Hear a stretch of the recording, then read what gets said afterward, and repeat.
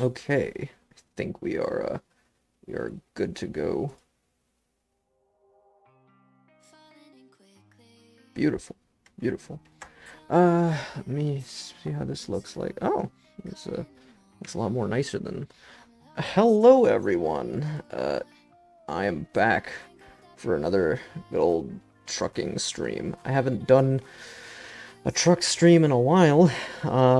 Now I've been putting this off for quite some time, but you know, now's the day that we're gonna get down to business and do the trucking that I've been longing to do. Whole reason why I picked a either Euro or American truck, it really doesn't matter. They're pretty much the same shit. Just one's in America, one's in Europe. But the reason why I picked these games is because I find that I tend to get a good influx of followers and just viewers in general whenever I stream this game for some reason. And if anyone who was on Malik's stream the other day, who's also on this stream, is aware of what Khalil mentioned, the likeliest thing is that people really enjoy watching people play this game just because of the you get the feeling of like you're actually accompanying somebody on some lengthy ass drive. So that could be it. That could genuinely be it. Um, but anyways, I should probably set that to, there you go. So anyways, without further ado, I think it's time that we get the trucking underway, because this is it's gonna be interesting. Now, I'm aware that American Truck Simulator did get a new DLC today. I think it's the Oklahoma DLC. I haven't gotten it. Honestly, I don't give really too much of a shit about Oklahoma. Sorry for anyone who lives in Oklahoma, but I just don't. So I mean, I'm still gonna get the DLC. I'm probably just gonna wait for a sale on it because I ain't spending. I think I can get it for like 10 something on Steam, but I genuinely just don't care enough about having Oklahoma. Euro Truck Sim doesn't have any new DLC yet, so I decided to, you know, go to Europe. And besides, last time it was American Truck Sim, and I still need to tweak the settings because the handling feels like shit in that game for some strange reason. But here it feels very nice and smooth, just the way I like it. I need to pause on that one, I think, but eh. Alright. Let's see what can I get here.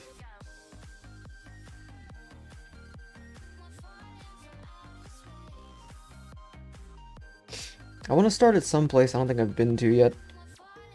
I'm amazed I haven't gone into Russia yet. I could probably go to I've been to Paris, no.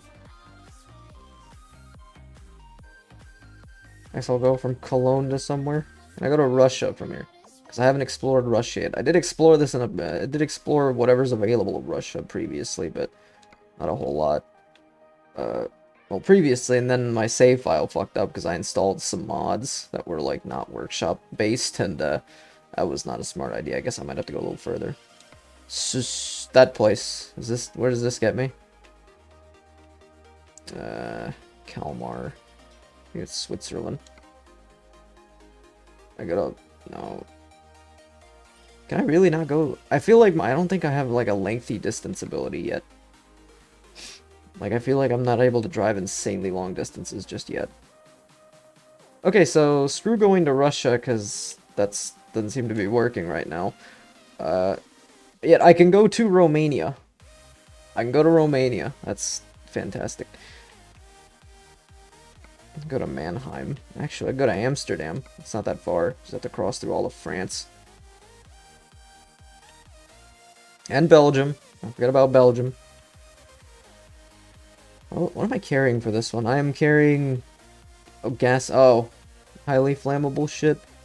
I mean, I'm a careful driver, but... I like how it takes more time for me to get to Amsterdam from Madrid than it takes for me to get from Madrid to... Galati? I think that's what this place is pronounced. In Romania. It's shorter for me to go from Madrid all the way to Galati than for me to go from Madrid all the way to Amsterdam. That makes no sense. I think it's... I don't know. Oh no, that's the offer expiring. Oopsies. I thought that was the distance. You know, either way, I think it's nice if we take a lengthy one just for this. It's gonna give good stream content. By the way, for those of you watching, I don't know if you've noticed the slight alteration I've done to the stream. The webcam is now a little smaller because I have found in like previous streams that this is just from what I've personally looked at from looking at my past streams, where the webcam is like kind of too big on like the corner on like the left side of the screen, so I kind of shrunk it down a bit more so there's at least more of the heads-up display and stuff being able to be seen on some games. Like, I know Fortnite, for example, like, the kill feed shows up right exactly around this, I can't really signal it, but, like, this whole area where my face is at right now, that's where usually the kill feed in Fortnite would show up. Maybe a little lower, but, you know, I just shrunk it down a bit for the sake of shrinking it down. I also shrank the advertisement. Just because, honestly, like, well... I mean, I think I've spammed my channel ad everywhere I could, so I think people are aware of what other channels there are when it comes to the Corn Golden channel. But in my case, so yeah, like I basically just... Oh wait, I can't go that way. In 200 meters, turn left. But yeah, I shrunk the webcam view and I shrunk the channel's advertisement. I didn't shrink the chat. I feel like the chat is kind of something important that needs to be at a decent size. I mean, it's not overwhelming. There's some stream elements. I mean, I know that's a specific like program moderation bot thingy, but you get what I mean. The like the like user interface of the streams, like fucking like there's like they can sometimes get too big and too cluttery, so I kind of like shrunk them down for the sake of like having them a little bit more like conveniently small. Just like having them conveniently a lot smaller than what they're normally set to. So I did not want those things like overpowering the screen. I hope this is much better than before, because honestly, before, like, I don't know, I personally felt that they were just a little too damn big.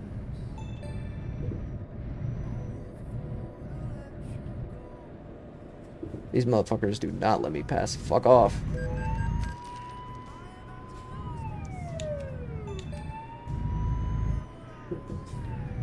Man, fucking pig's already getting me for nothing. What the fuck did I do? It's not even dark enough to use your headlights. What time is it in game? 6:39. Oh. Yeah, I have 138,000 euro. They can't fuck with me today. I have way more money in this game than I do in American Truck Sim. Way more. I feel like these Spanish cops are persistent.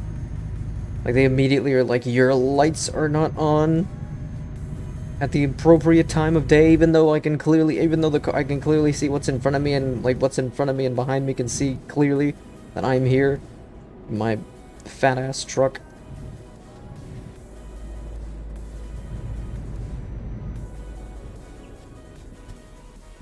I'm gonna scratch my head. Is this an Amazon truck? Fuck am I even carrying? Something from Sofit. I didn't even bother to check what the hell it is I'm carrying. I'm aware that what I'm carrying right now is not explosive like that thing to Amsterdam, which was like gas.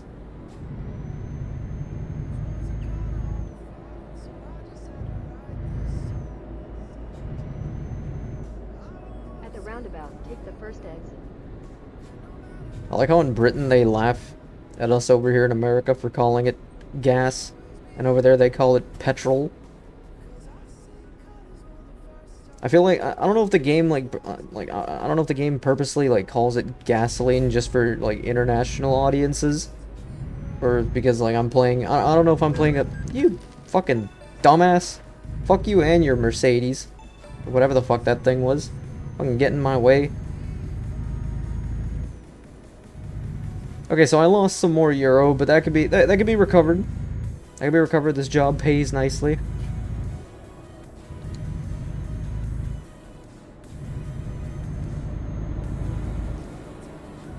Still, I see nothing wrong with calling it gas. Of course, I don't know if this game deliberately calls it gasoline for audiences like us over here in America, but as far as I'm aware, Brits call it petrol. I don't know what Australians or well, I know Canadians call it gas too. So, that being said, our food is infinitely better than Britain's. If there's one thing we definitely beat Britain at, it's food. I don't know if you've ever seen you know, that one British dish that consists of French fries with a bunch of peas on it. Like, look, I don't hate peas, but I don't want mashed peas on top of French fries. It just looks like all sense of the word, all sense of flavor just goes out the window with this dish.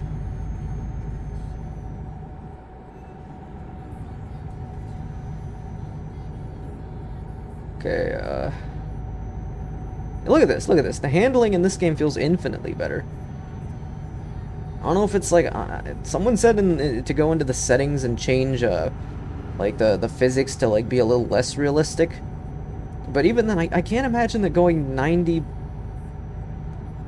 I can't imagine that going 90 in Europe, like on a truck like this, is gonna make the truck like swerve badly. When you try and like change lanes and shit. I honestly wish I could go faster, but this is honestly the speed the game is letting me go at. Coming back to the game, I like how anytime I try to access a save file, the game starts to bitch at me saying that I'm like missing like mods that I have installed, because I still have like one mod installed that I used before, but I haven't used in a long time because like okay, so it was I don't know if I mentioned this before last time I streamed this, but fucking last time I like months ago, I remember I I remember I had a realistic headlights mod that was supposed to like shine like much more realistically at night. But the only thing I hated about it was that it was like way too like bright. Meanwhile, like every other car's like headlights just got completely overpowered in my mind. I'm not sure that's exactly how it was supposed to go, but like it was just insane. Like at night, it like all I could see was like my headlights, but anything like from oncoming traffic was like very hard to tell. So I feel like it wasn't that realistic. Maybe it's because I haven't driven an actual like fucking semi truck in real life, but you know. No, it just did not feel very good on the eyes. Oh shit, am I in Madrid? Oh wait, I'm leaving Madrid. Big Bull.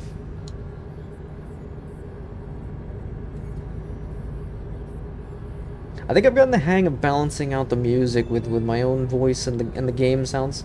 The game sounds are not too overpowering, and the background music is not insanely overpowering either. And let this dude do that. There you go.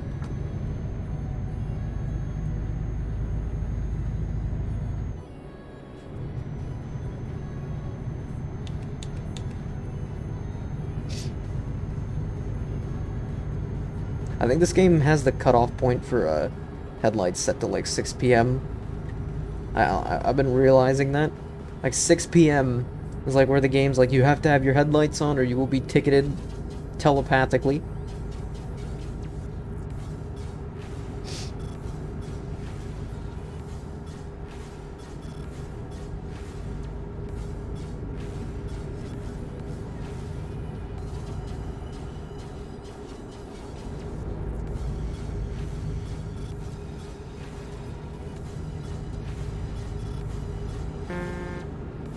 Okay, the horn works.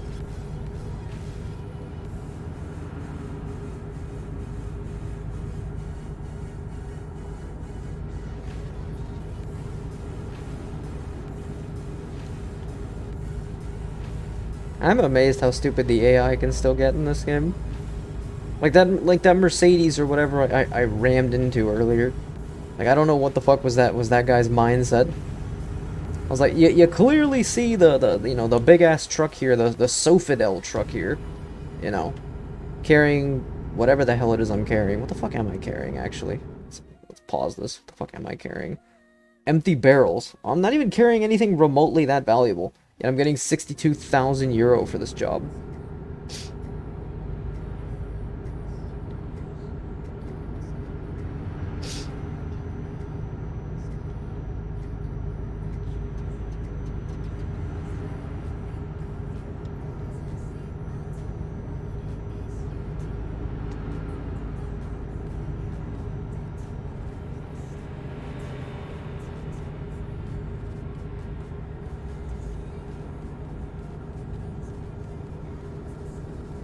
Like right now what you see before you, with my headlights looking like this in the game, with that mod enabled, I literally can't see shit in front of me. Like everything right now, if I had the realistic headlights mod I originally had turned on, like everything would be just black except for like whatever's in front of me with the headlights. Like I couldn't even see all that oncoming traffic. It would just look like tiny little like white dots on my screen. Like it looked horrible. Like I'm going for the realistic approach, but not like ultra realism. I don't want like how would I put it? I want the game to feel like the real thing, but not too much like the real thing. Like, I mean, obviously, holding a controller for all this is not the most realistic way of experiencing the game, but, you know, like, I want somewhere in between, like, it feels arcadey, but not, you know, too arcadey, and then I want it to be realistic, but not too realistic. I mean, I know there's, like, dudes that have, like, a whole steering wheel and, like, fucking brake pedals and accelerators, you know, the whole pedals with the gear shift and the goddamn and the steering wheel and everything there.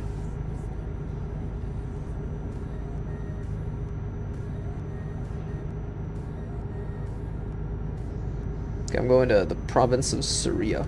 I think that's what that says. Still got another 3,400 kilometers of distance to go. You know, pretty close. 48 in-game hours until I reach Romania.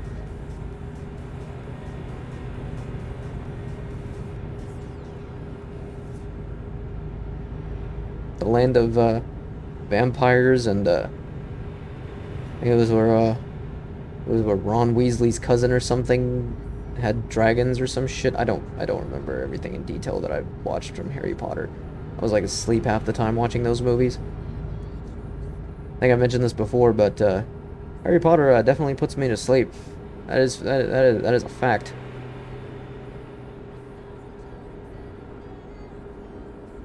Like, look, I ain't shitting on Harry Potter, even though I technically kind of am. But honestly, like, it's just not my thing. The whole thing with like magical shit and like wizards and this also goes for like medieval shit, like knights and like castles and shit. Just ain't my thing.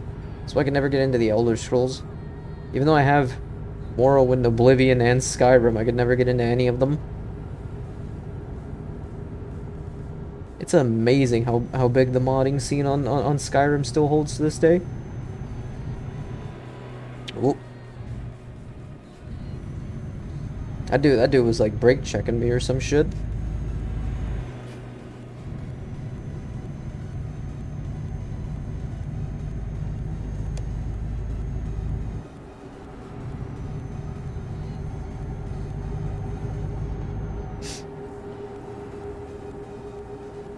I really wish DMCA rolls weren't so fucking stupid, because like honestly, I could really go for like okay, this is just me, but usually whenever I drive, I'm either listening to like rock music, or every now and then it will be something that's talk radio-ish.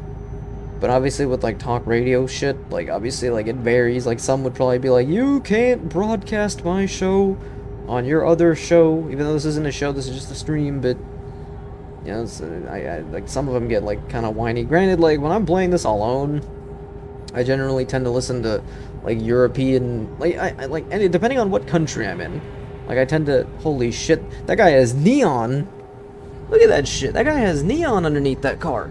God damn.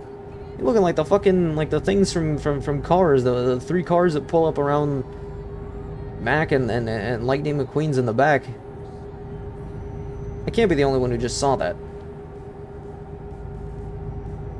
I don't know what these mods that I have installed did after they updated after so long, but I feel like that one probably gave that car neon lights. I don't even know if that's even legal in Europe. Granted, like I'm in Spain right now according to the game, so I don't even know if that's legal in Spain. Okay, so like right now, what y'all are seeing right now on screen, this would be like really pitch black if I had that mod enabled. Like I couldn't even see that like Spanish town in the background. Like it would just be like pitch black, and my like headlights would go for like an insane distance. It would feel like one of those oh god, I'm trying to, it would feel like I've got one of those like flashlights that can like illuminate for like an insane distance, but I have that for like headlights.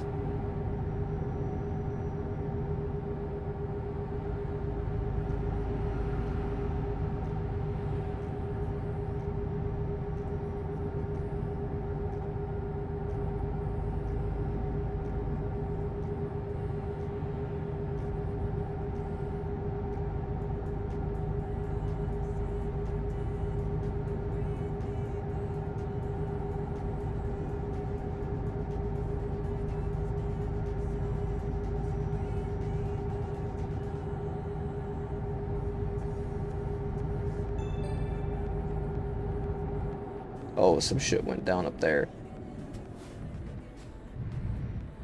No, no, fuck you, ambulance. You're not getting the spot. I don't give a damn if you got a dying person in there. I got fucking barrels to, like, empty barrels to deliver. This is more important than a medical emergency. I got 63,000 euro waiting for me. That's like good money. Well, at least in America, it's good money. Navigation resumed. Where the hell is it sending me? I am going towards... Yeah, is there a way I could just bullshit this and like go? Because I did this last time in American Truck Sim. I like bullshit the whole road and just simply like did an illegal U-turn and then like cut like travel distance by like a chunk, because I really do not want to like drive all that shit. Unless there's like a huge thing dividing both lanes, and I'm kind of fucked. I kind of have to go this whole insane, like, stupid detour.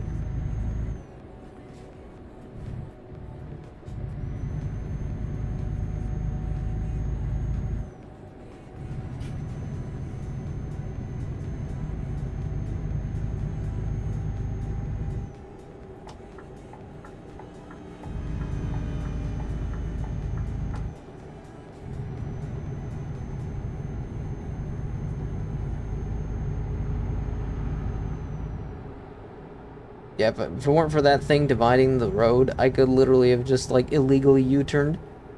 Obviously, look both ways, make sure there's no cops coming, and then, you know, do your illegal U-turn, and then, like, say fuck it and tell the traffic to go fuck itself.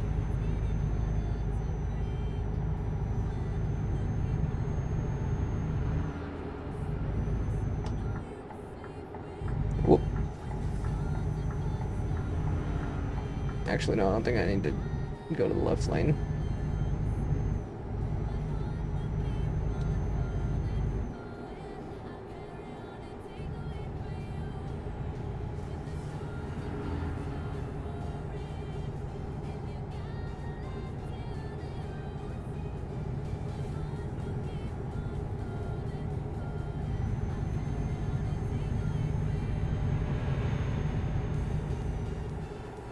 I'm gonna say fucking go to the left lane, I don't care. I feel like I just cut this guy off. This guy behind me. I could see his ass, like, shining his lights on me. He is definitely not too happy that I did that. I don't care, I have empty barrels to deliver. This is more important than breathing. You know, these empty barrels, I don't know what they're gonna be used for, but, you know, probably to make wine or some shit. I mean, granted, this is going to Romania. I don't know what they make in Romania, but if it is alcohol, then, you know, these barrels will be used for alcohol. Like, that's important. I'm contributing to some sort of, like, random industry that I don't give two shits about, but I'm contributing to it in some sort of way. See, I am doing my part as a non-European European in this game world. Keep right, then. Take the exit on the right.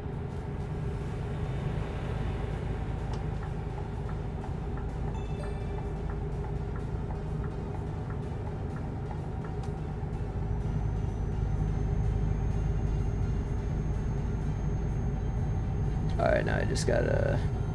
Oh. It's next to me. Actually, no, I have to take the roundabout here. At the roundabout, take the second exit. It is honestly wild that there's so many of these things throughout Euro Truck Sim. I mean, I get Europeans love roundabouts, and over here we fucking load these things like the plague. But Jesus. I think I've gotten decent at driving through roundabouts after, like, what, like a year or two of playing this game? I think it's been like 2 years since I got this game.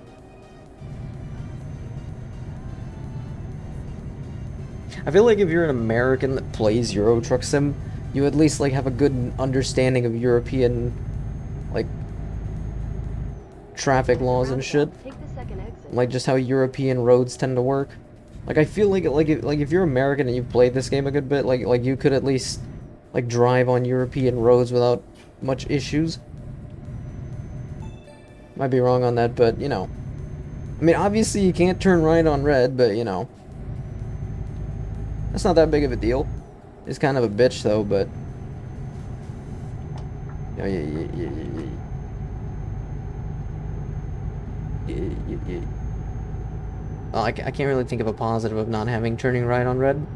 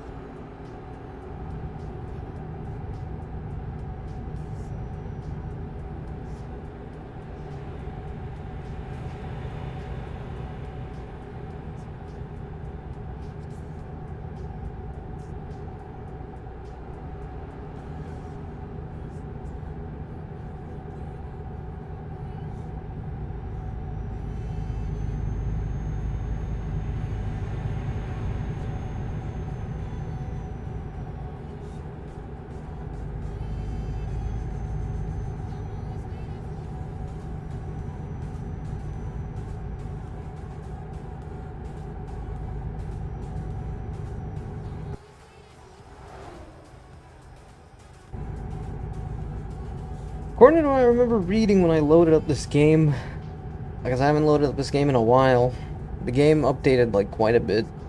They was telling me that it reworked a bunch of shit over in Germany, which I mean I don't think I'm crossing through Germany in this playthrough, but if I did, I'm really hoping they made Berlin a lot bigger. Cause like the first time I ever crossed through Berlin in this game, it was kind of a disappointment. Cause like it was just kind of small and like there.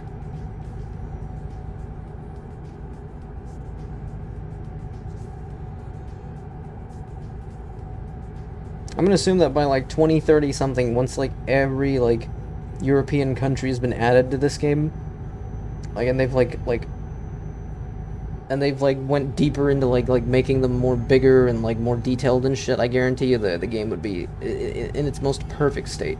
I mean, honestly, I don't think there would be a point in making a Euro Truck Sim 3 unless you're going for like hyper realistic graphics or something. I swear, please do not tell me those cops are blocking the way that I need to go.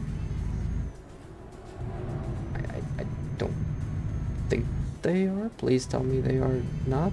Oh, sweet. Oh, thank God. Thank God. Thank the Lord I don't have to go that way. I was about to panic. I was like, oh God, no, I have to like ask it again to like send me somewhere else for the rest of this stupid trip. Duvenbeck.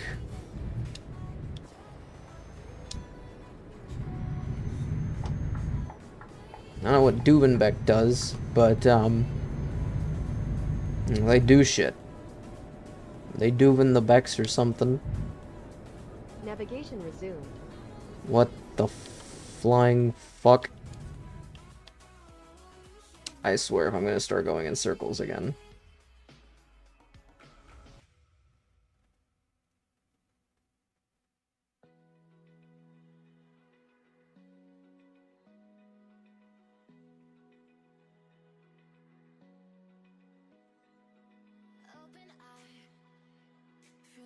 Okay, yeah, this is fucking stupid.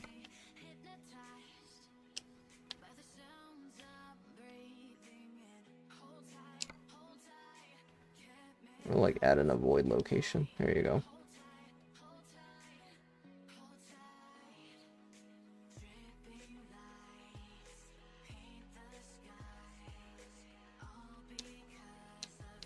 Navigation resumed.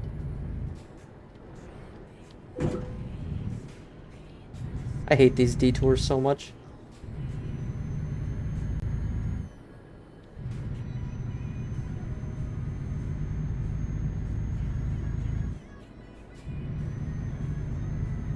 Wait, I can't even go that way. This is fucking stupid. I need to like go back into the map and like tell it to like send me somewhere else. This is not gonna work.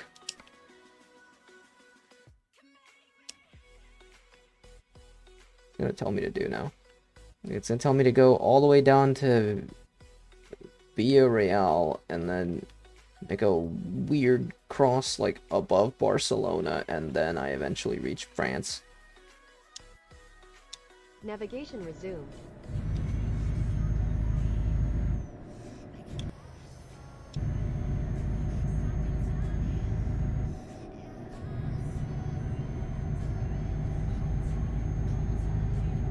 I really wish there was a mod that would just automatically be able to tell where.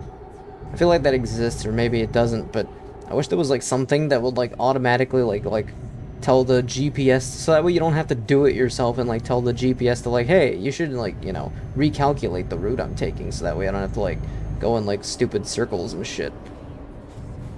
Okay, wait for this. Duvenbeck. Wait for this asshole to get out of my way. But I really wish there was a mod that would just automatically recalculate your entire route, so that way you don't have to go through all these dumbass circles to like get somewhere.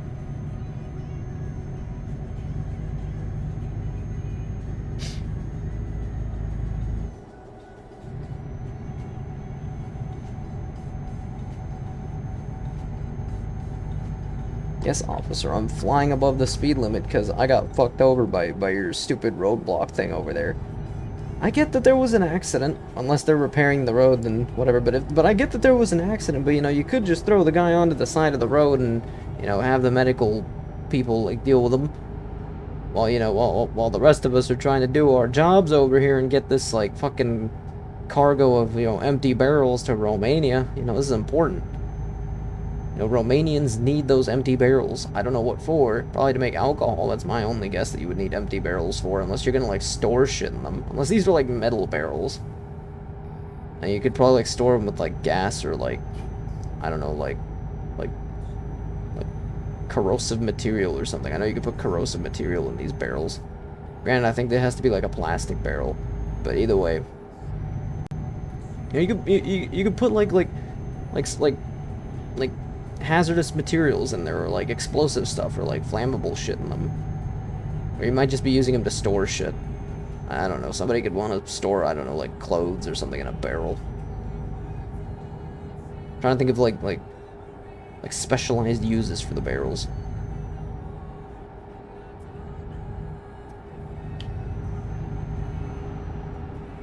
I was honestly debating what kind of music I wanted to use for the background of the stream. I had to like scour through YouTube to find some kind of decent, like, non-copyrighted playlist of stuff. Because obviously with the DMCA nonsense, I mean, like, I get it if you're like I think I said this before, but I get it if you're doing like some sort of like for-profit event or something. Obviously you don't want to, like, if you're like an artist, you don't want some like dude profiting off of your music or something in some way. But like in my case, I'm like, there is no profit being made from this. I just need background noise.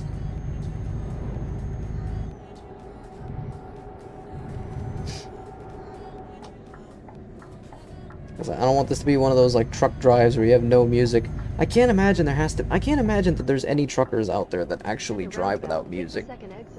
Or like something keeping them occupied while they're driving. Like, honestly, I'd lose my mind pretty quickly if I'm just, like, hearing the sounds of the truck in the road.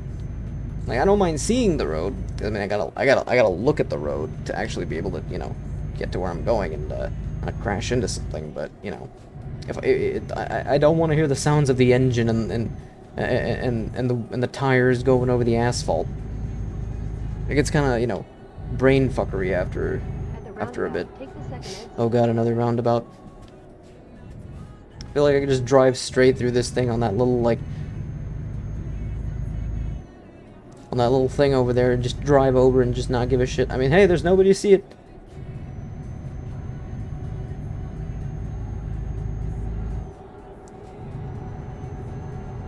If a traffic violation happens and no one was around to see it, was there really a traffic violation?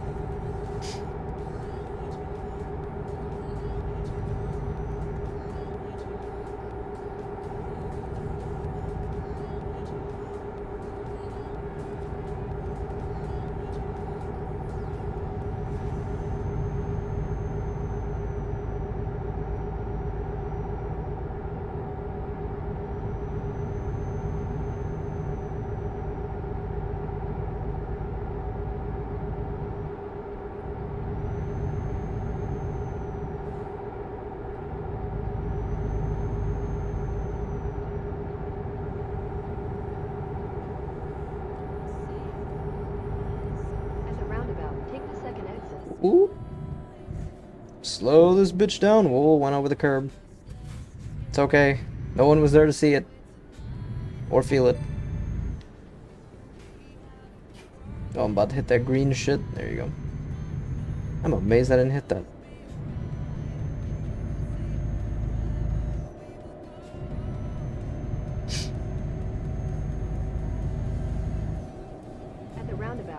Oh god, not another one. There's so many of these damn things. Jesus Christ. Would have killed European engineers to just make intersections and not all these goddamn... Look at it, here comes another one.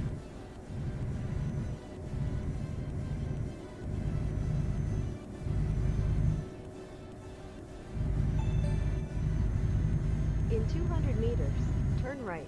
I feel like trucks tipping over in Europe has to be like a common like accident that happens over there. Like if you're driving a truck in like Europe, I mean, granted, I feel like the trucks over there are much better designed for these roads. 'Cause I doubt you're gonna be able to drive like a Kenworth or a Peterbilt over in Europe and not have that thing tip over on like crazy like roundabouts and twisty roads like that.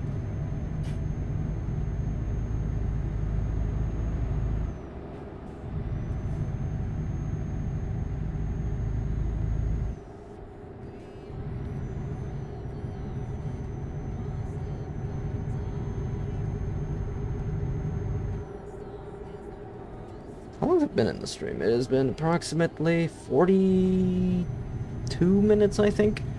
And we still have 49 in-game hours to go because of that stupid detour I had to take.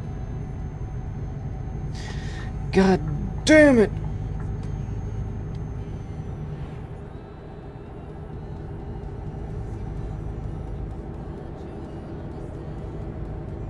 The guy to the right of me was taking too long.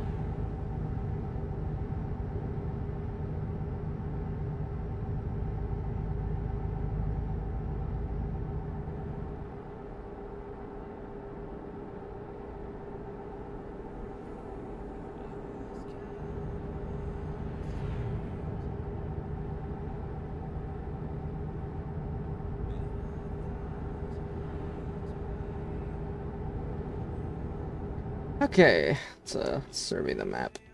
Where the hell have I reached Villarreal? Fuck no, I'm getting there. There's a gas station I need to go to. How far do I have left until I kill over behind the steering wheel? I just actually have. Look, I have enough gas for another 117 kilometers, I think. I should probably switch to the right.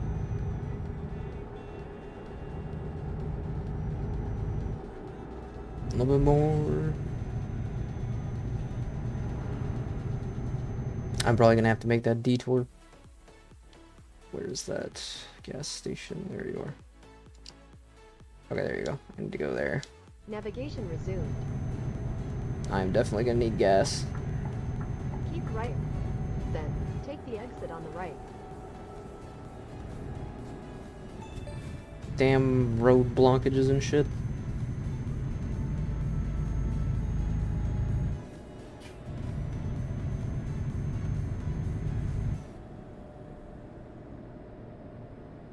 Parcel Logistics and Express. GLS. Or GLS. I'm gonna be stunned if there's some abbreviated company name and they actually call it by the abbreviation. They just call it GLS. Like the birds.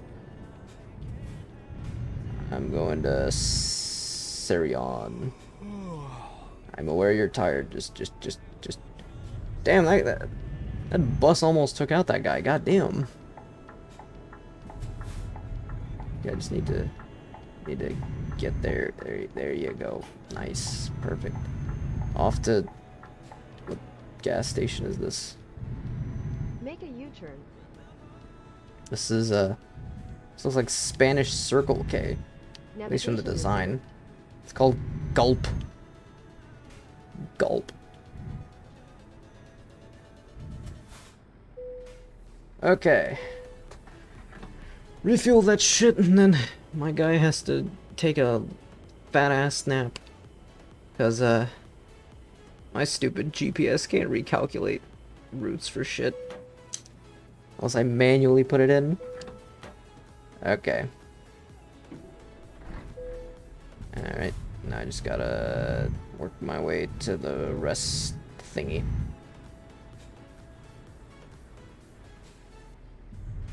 I want to go to the car wash. Oh, God.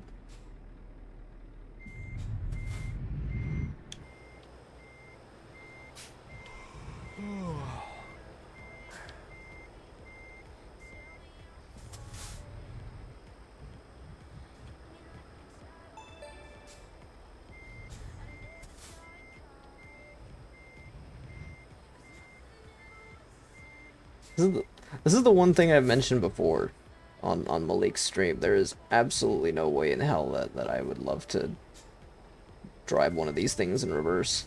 It's gotta be a pain in the ass in real life. Like in this game, you could at least go into third-person mode, but you know, in real life, you can get no third-person mode in real life. You just have to like predict where it is you are. Oh god, fucking truck almost hit my ass.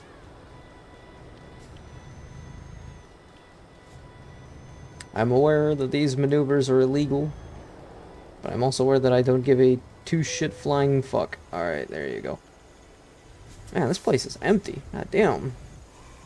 Truckers really don't like going to this Gulp place.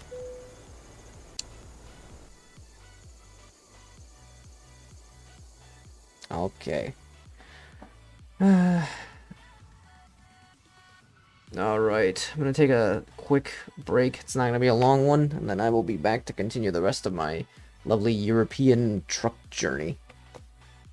So stay tuned. I know this is earlier than normal, but I need something to drink, so I will be back in a sec.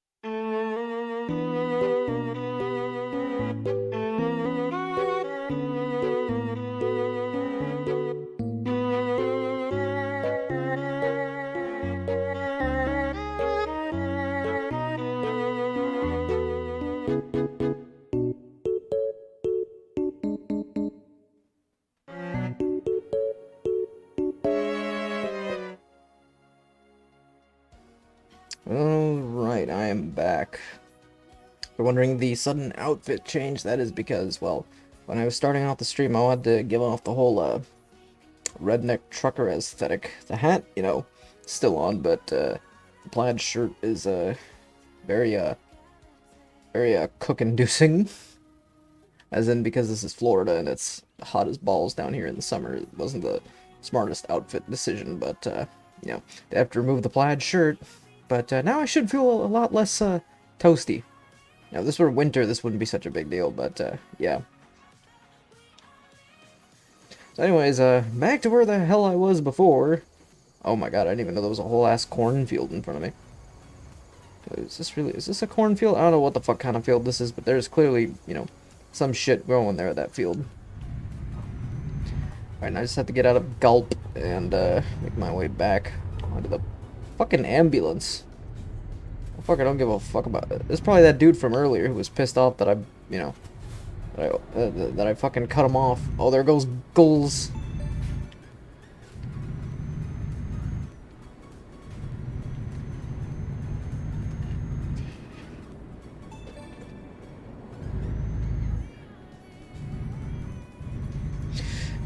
Alright, let's get this shit on the road again. Hopefully now I can actually get out of Spain. I have to make a detour through Villarreal and then eventually get to Barcelona, or at least cross like, over Barcelona. But you know, once I do that, then I'm on my way to France. Like how this is only just the beginning of this like 48-hour in-game journey. Lord knows how many hours this is going to be for the stream, but you know, by the time this whole journey is done, it is going to be an amazing experience.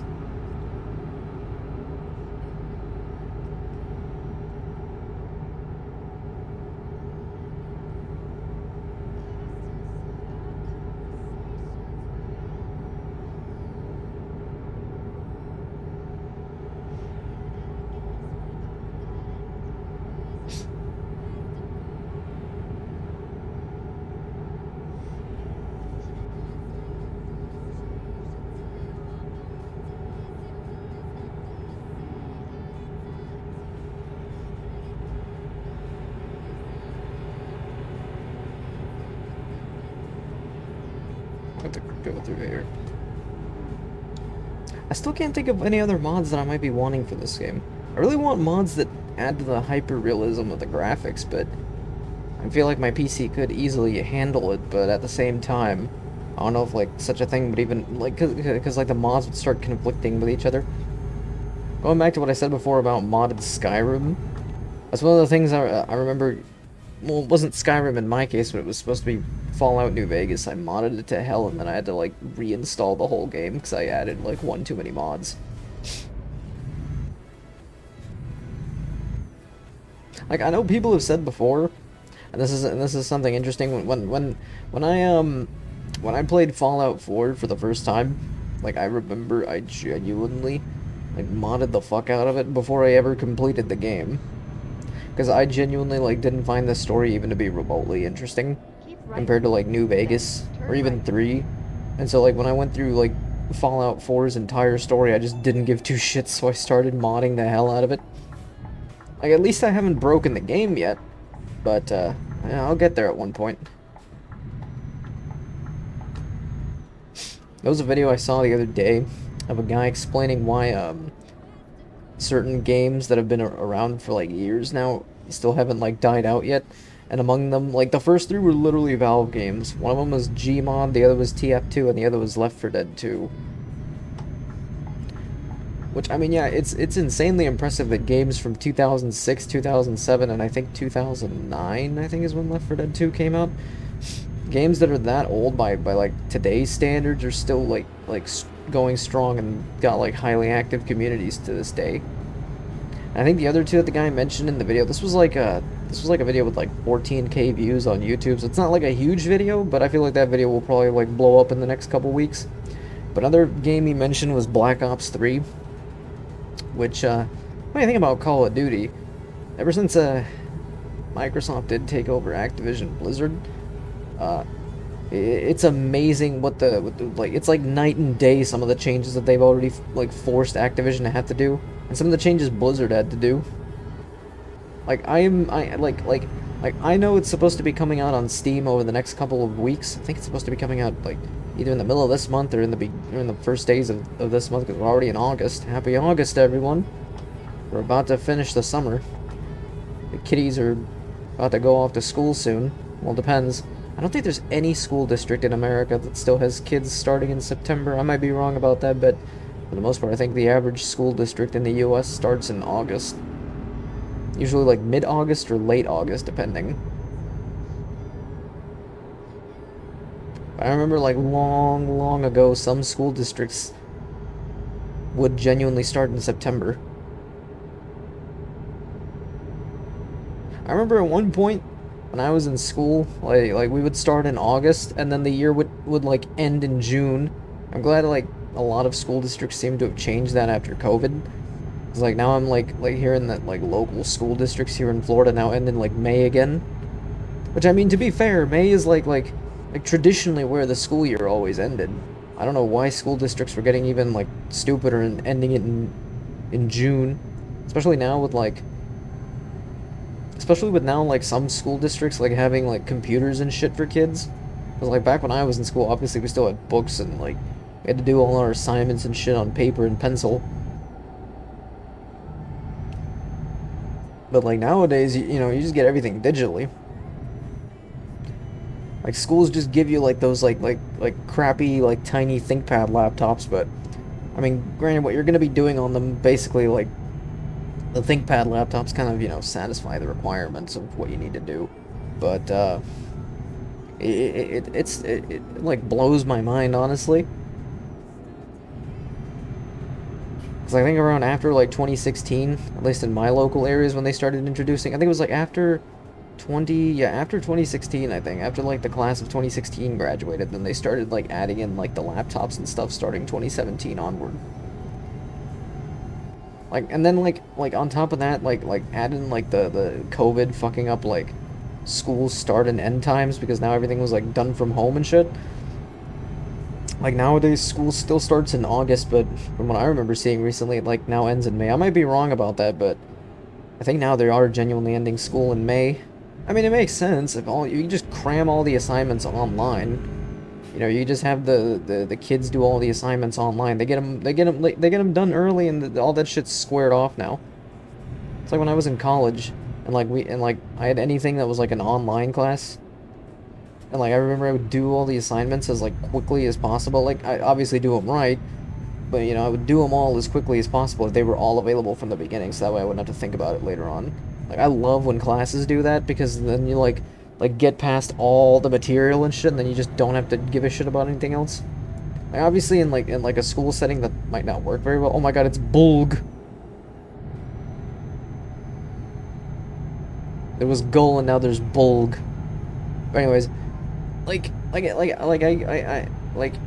I love the idea of like classes that just give you all your assignments and stuff at the very beginning of the semester, the year, and you just basically like do them all at once, and then you don't have to think about them for the rest of the semester or year.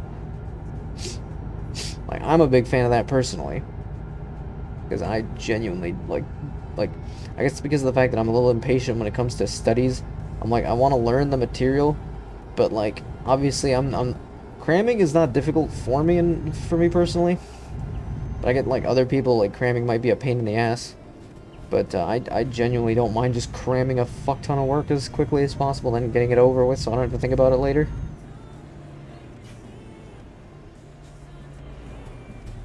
The fuck is this dude in the green truck stopping for? Okay, there's a bunch of... Oh god, there's a stupid accident up ahead. Yeah, fuck this shit. I'm going left. I got time for your fucking injuries. I got barrels to deliver. Look at this. Hold on, let me see the dumbass. Oh no, I don't think there was an accident. I think they're just fixing the road. Oh wait, I think there was an accident. You see this shit going on here? The fuck did this dude do? I want to see it on third person. Oh, I think it was a fire truck. I think it was a fire truck doing shit. Just ignore the fact that I hit that. Okay, I am at Vandelios?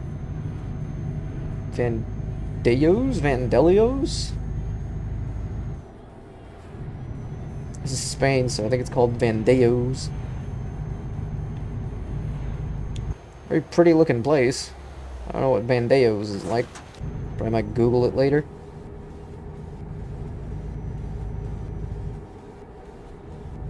But yeah, honestly, having school end in May again, like, that's a great idea.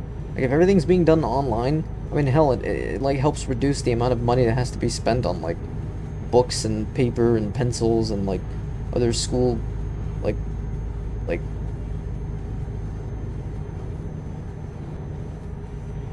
and like other school supplies that you need. So they just give you a laptop and just tell you this is where all your books and your assignments and shit are gonna be on. Like, that's convenient as hell. Like, it reduces like the cost of things that you need to go to school with or even go to college with. Like, everything is just online.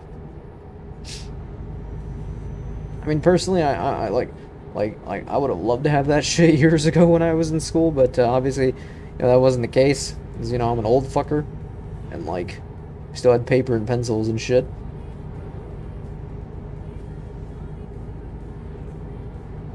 Fantastic for me though, because my handwriting looks like ass. Like, I don't think I've ever once bothered to even give a shit about perfecting my handwriting. Like if anyone who's seen my handwriting before is aware that my handwriting looks like a long sentence, because I don't space out my words. I think I tried sometimes, but then I space out too much, and then like it looks like some it looks like something like a like baby's first like sentence or something to write out or something. It looks like something a kindergartner wrote when I space out too much. Thank God everything is typed these days. I gotta have to go here. What is this, a border crossing?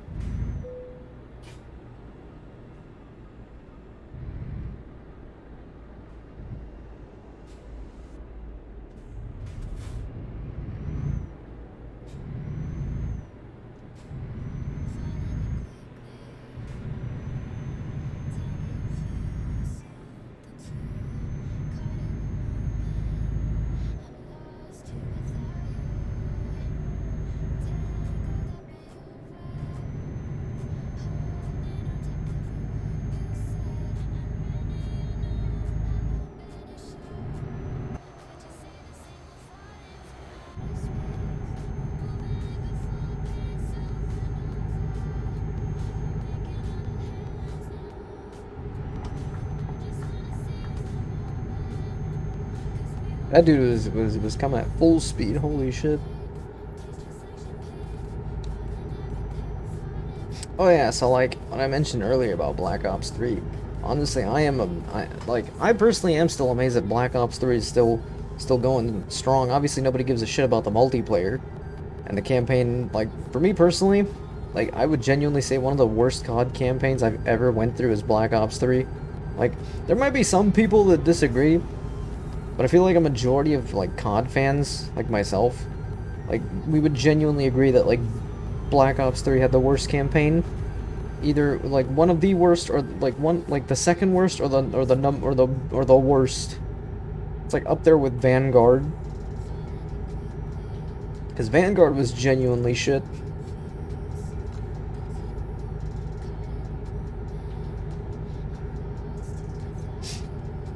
Obviously the best was Black Ops 1 and 2. World at War gets third place.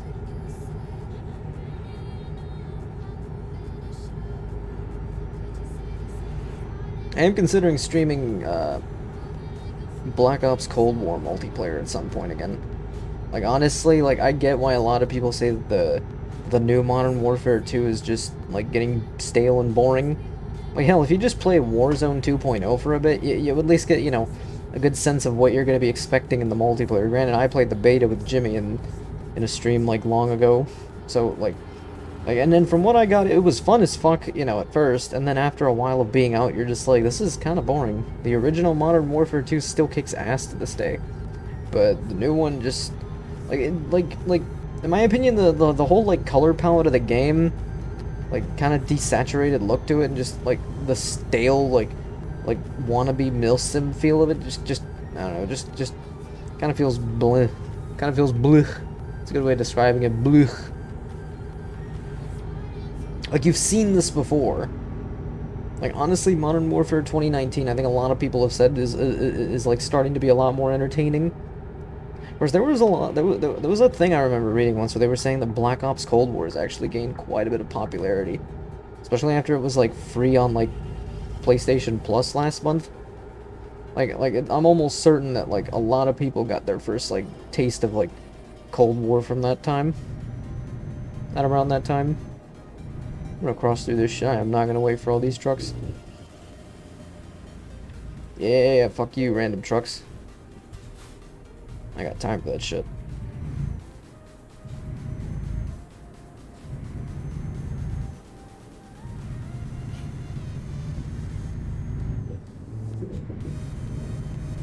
Okay, where am I? Where am I at on the map now? I feel like I should be in France. No, I am nearing Barcelona. Or like going around it. I am like nowhere near France yet. Holy fuck balls. And I still gotta cross through Italy. I think this is supposed to be Austria. And this over here is Hungary. And then eventually I get to Romania. I just have to like cross through. I just have to cross through flyover Europe.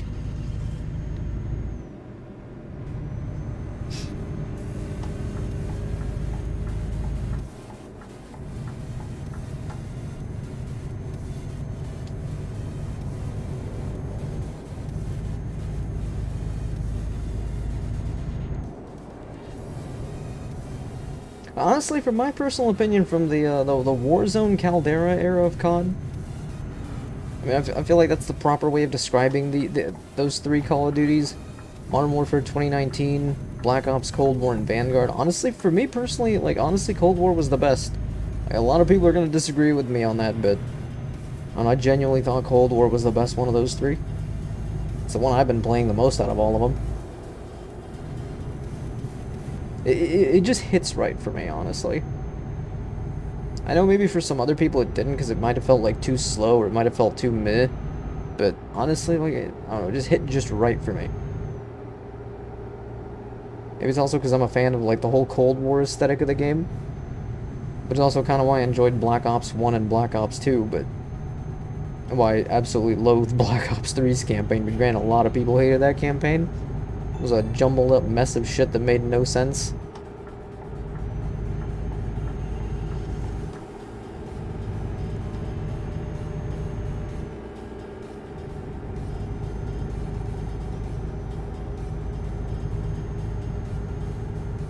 Just gonna keep going over the speed limit because I do not care about going to 80.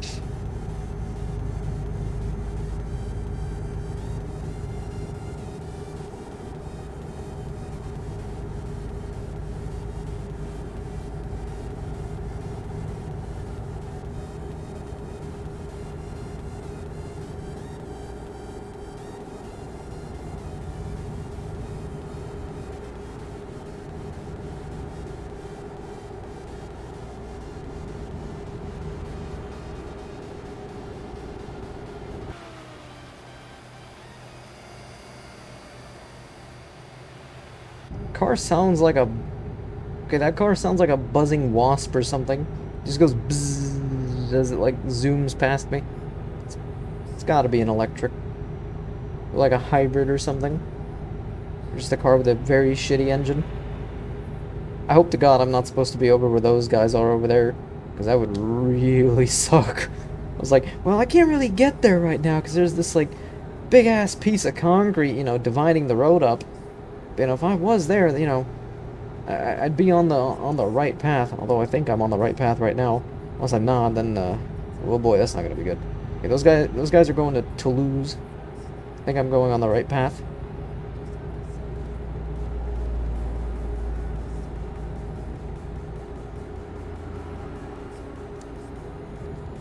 When I look at the replay of this entire stream, I'm honestly gonna check and see if maybe the smaller webcam and like smaller channels ad on the bottom of the screen were a good idea. If they were, then I'm just gonna keep it like this permanently.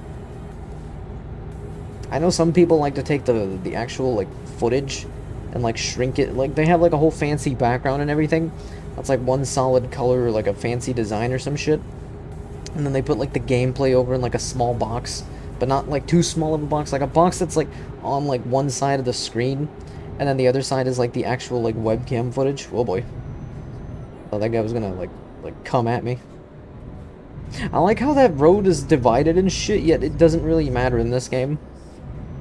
Actually, it's fantastic. Oh. Oh, ooh, ooh, ooh, that would have been bad.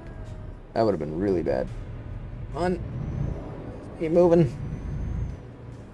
That would have been insanely bad if I fucking rear-ended that guy. Ooh, Lord. Wait.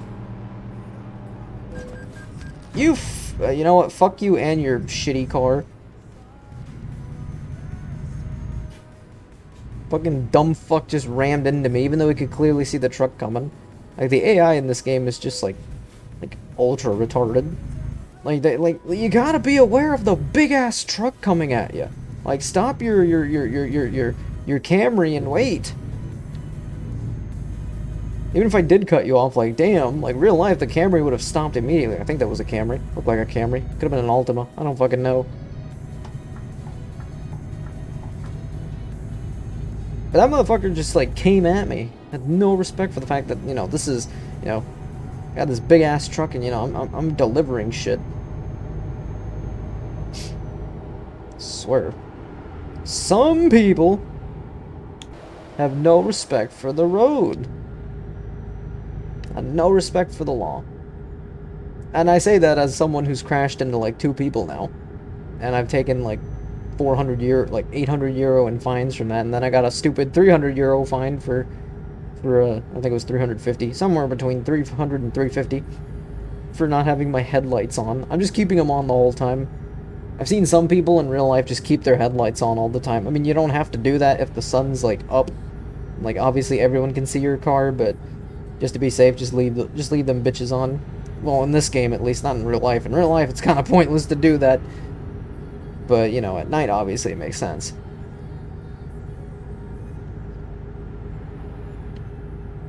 But yeah, like the video I was watching before was stating about how, like, Black Ops 3 is, like, literally still kept alive just because of modded zombies, at least the PC version, because the PS4 and Xbox One versions are pretty much ghost towns. But the PC version is still alive. Like on Steam, I think it has around like 30 to 50,000 active players. I might be wrong. I think I might be a little too high on those numbers, but you know, it's a pretty strong amount of people for a Call of Duty from like the worst era of Call of Duty, which was literally Ghosts to Black Ops 4. Like I would genuinely call that like the dark days of Call of Duty, because like Ghosts, like the campaign was okay, the co-op mode sucked, and the multiplayer was forgettable. Advanced Warfare, the campaign was okay, not really that memorable, but hey, Kevin Spacey, even though the guy himself is a massive scumbag in real life, you know, he did carry that entire campaign, I can't lie about that.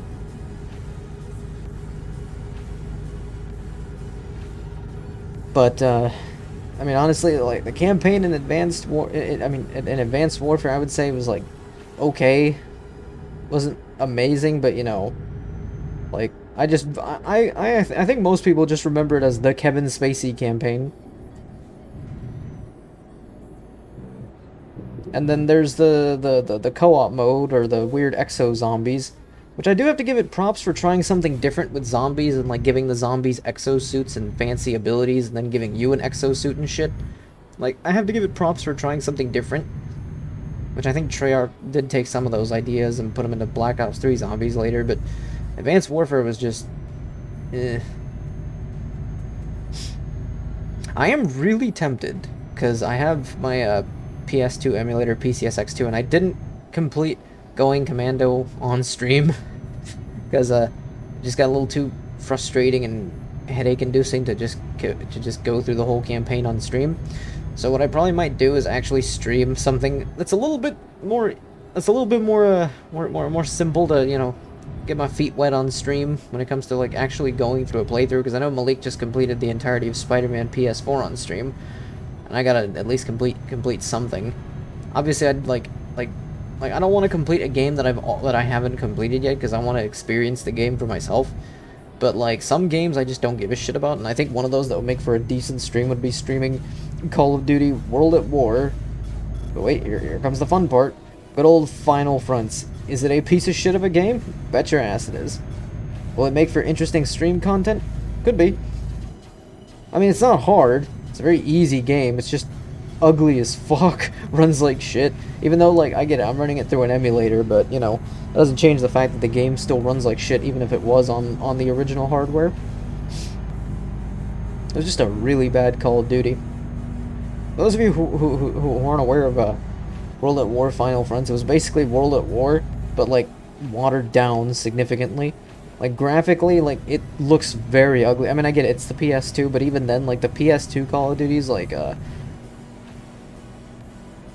think Call of Duty... I don't think Call of Duty 2 was on the PS2, but I think Call of Duty 3 was. I have to look at that. But Call of Duty Finest Hour and Call of Duty 2 Big Red 1, both of those games, they look pretty good for PS2 standards.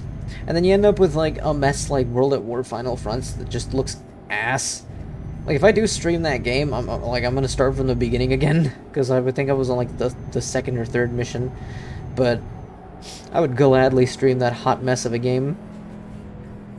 Because, like, well, the frame rate gets really bad when the action heats up. And then, like, the models just look bad. Ooh, I'm entering France. Sweet! We made it to France, ladies and gentlemen. But yeah, the 3D models look terrible. The cutscenes look decent. I mean, they're basically like the same style of cutscene that was in World at War. But aside from that, I think Kiefer Sutherland doesn't even voice Sergeant. What's his face? Was it Roebuck? I think that he voiced. Yeah, I think it was Sergeant Roebuck that he voiced.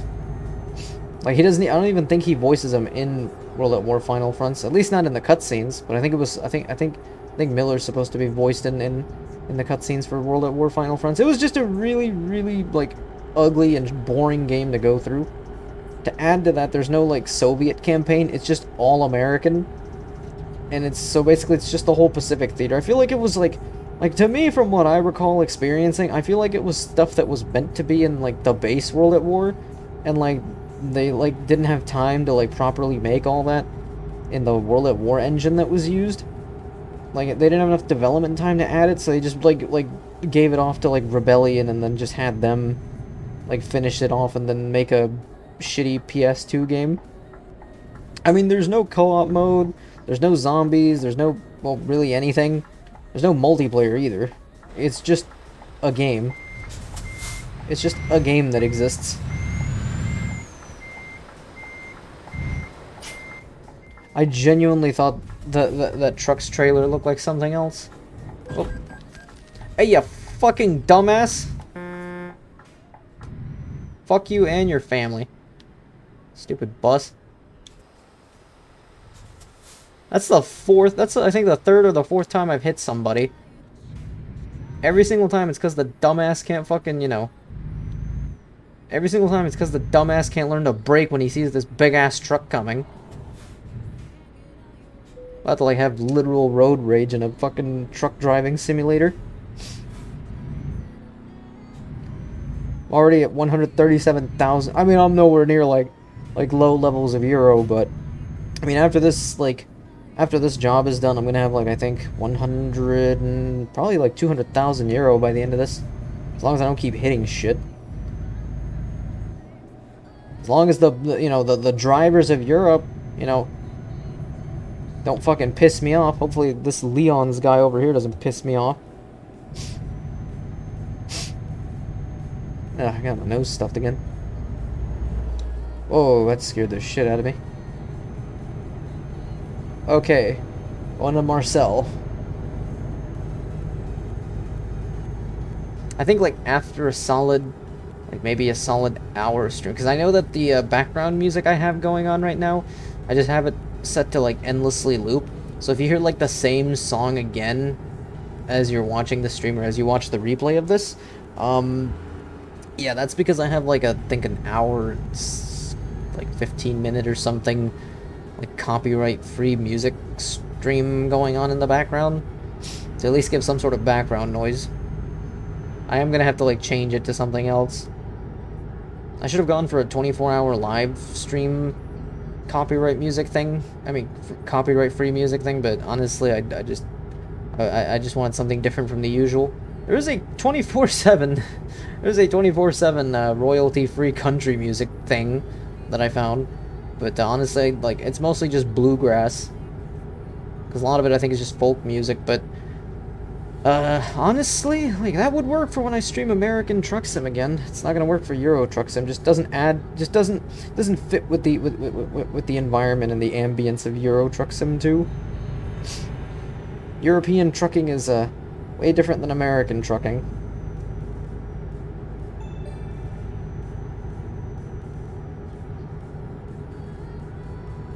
To anyone who is new to the channel, if this is the first time that you're watching, welcome. If you haven't already, please hit that follow button, because we are trying to get to 50 followers. So I know Twitch has a thing that says that once you reach 50 followers, you definitely reach it. You're definitely reaching the higher tiers of stuff you can do on this site. I think there's a donation button that pops up.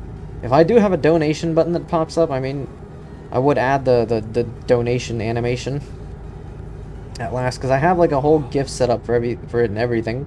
I just, obviously, like, it's not going to be used because there's no donation button on the stream. But once I hit 50 followers, I do intend to have a donation button and a subscriber button. Of course, granted, I don't recommend subscribing to this channel because content does not come very frequently. Like, if I was, like, a big-name streamer, if I was, like, an XQC or a Pokey or something who was, like, streaming, like, almost daily, then, like, yeah, like, subscribing is like encouraged, because, like, you're gonna get frequent content. Granted, like, and this is my personal opinion about, granted, you know, I think a lot of people are now starting to share that same exact opinion of, like, as I remember seeing a video, I remember seeing a comment on Twitter, or I'm sorry, I should call it X these days. Okay, I'm sorry, I'm not calling that shit X. I don't give a shit what Elon's dumbass comes up with these days for rebrands of a long time website that's been around since like the mid 2000s, like Twitter. I'm not calling that shit X. I'm still calling it Twitter. In fact, over on the I think I'm pointing in the right direction. I think it's this direction. Well, either way, wherever the advertisement is, wherever I think it's in this direction. Down here on the bottom left on my channel advertisement, as you can see on the Twitter one, it still says at the Corn Golden. You know, kind of like the Ohio State.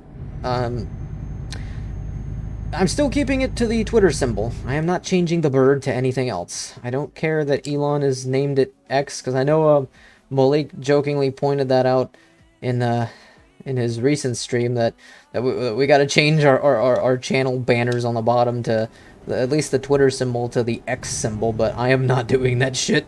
I mean, if you go to Twitter, I think it's just gonna redirect you to X, but you know, like I'm still keeping the Twitter symbol and I'm still calling it Twitter.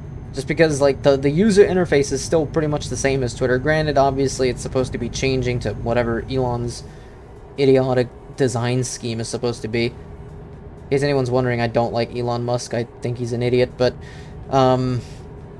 yeah. Like, honestly, I know the design is supposed to change over the next, like, couple months, but I am not calling it X. It is just a stupid name. Doesn't help when everyone was coming up with that joke that what they were calling it X videos. I really hope Twitch doesn't get bitchy that I named an adult content sharing site, but obviously everyone knows what X videos is. So obviously it doesn't help that your website looks like when you rename your social media site to X, it kind of comes off like you're trying to come up with some sort of adult content site. Granted, if you go on like if you go on Twitter these days, you could easily bump into like stuff that would have easily gotten like banned off of old Twitter. Like you just like sometimes when you go into like the recommended feed, it recommends you shit that you don't give two fucks about. Like sometimes I get like far right, like conservative commentators popping up. I think a lot of people have been openly complaining about that. Like people that don't even follow politics just get like political tweets that pop up from like deranged like right-wing lunatics babbling on about how much like they don't like Hunter Biden or something. Which I mean, personally, I'm not the biggest fan of Hunter Biden, but I don't care about Hunter Biden personally. You know, he has no real involvement in the government, so I genuinely don't care. I mean, obviously, if he did something wrong, you know, send him to prison. You know, obviously, that's the whole point of the law. You break the law, you know, you do the crime, you serve the time.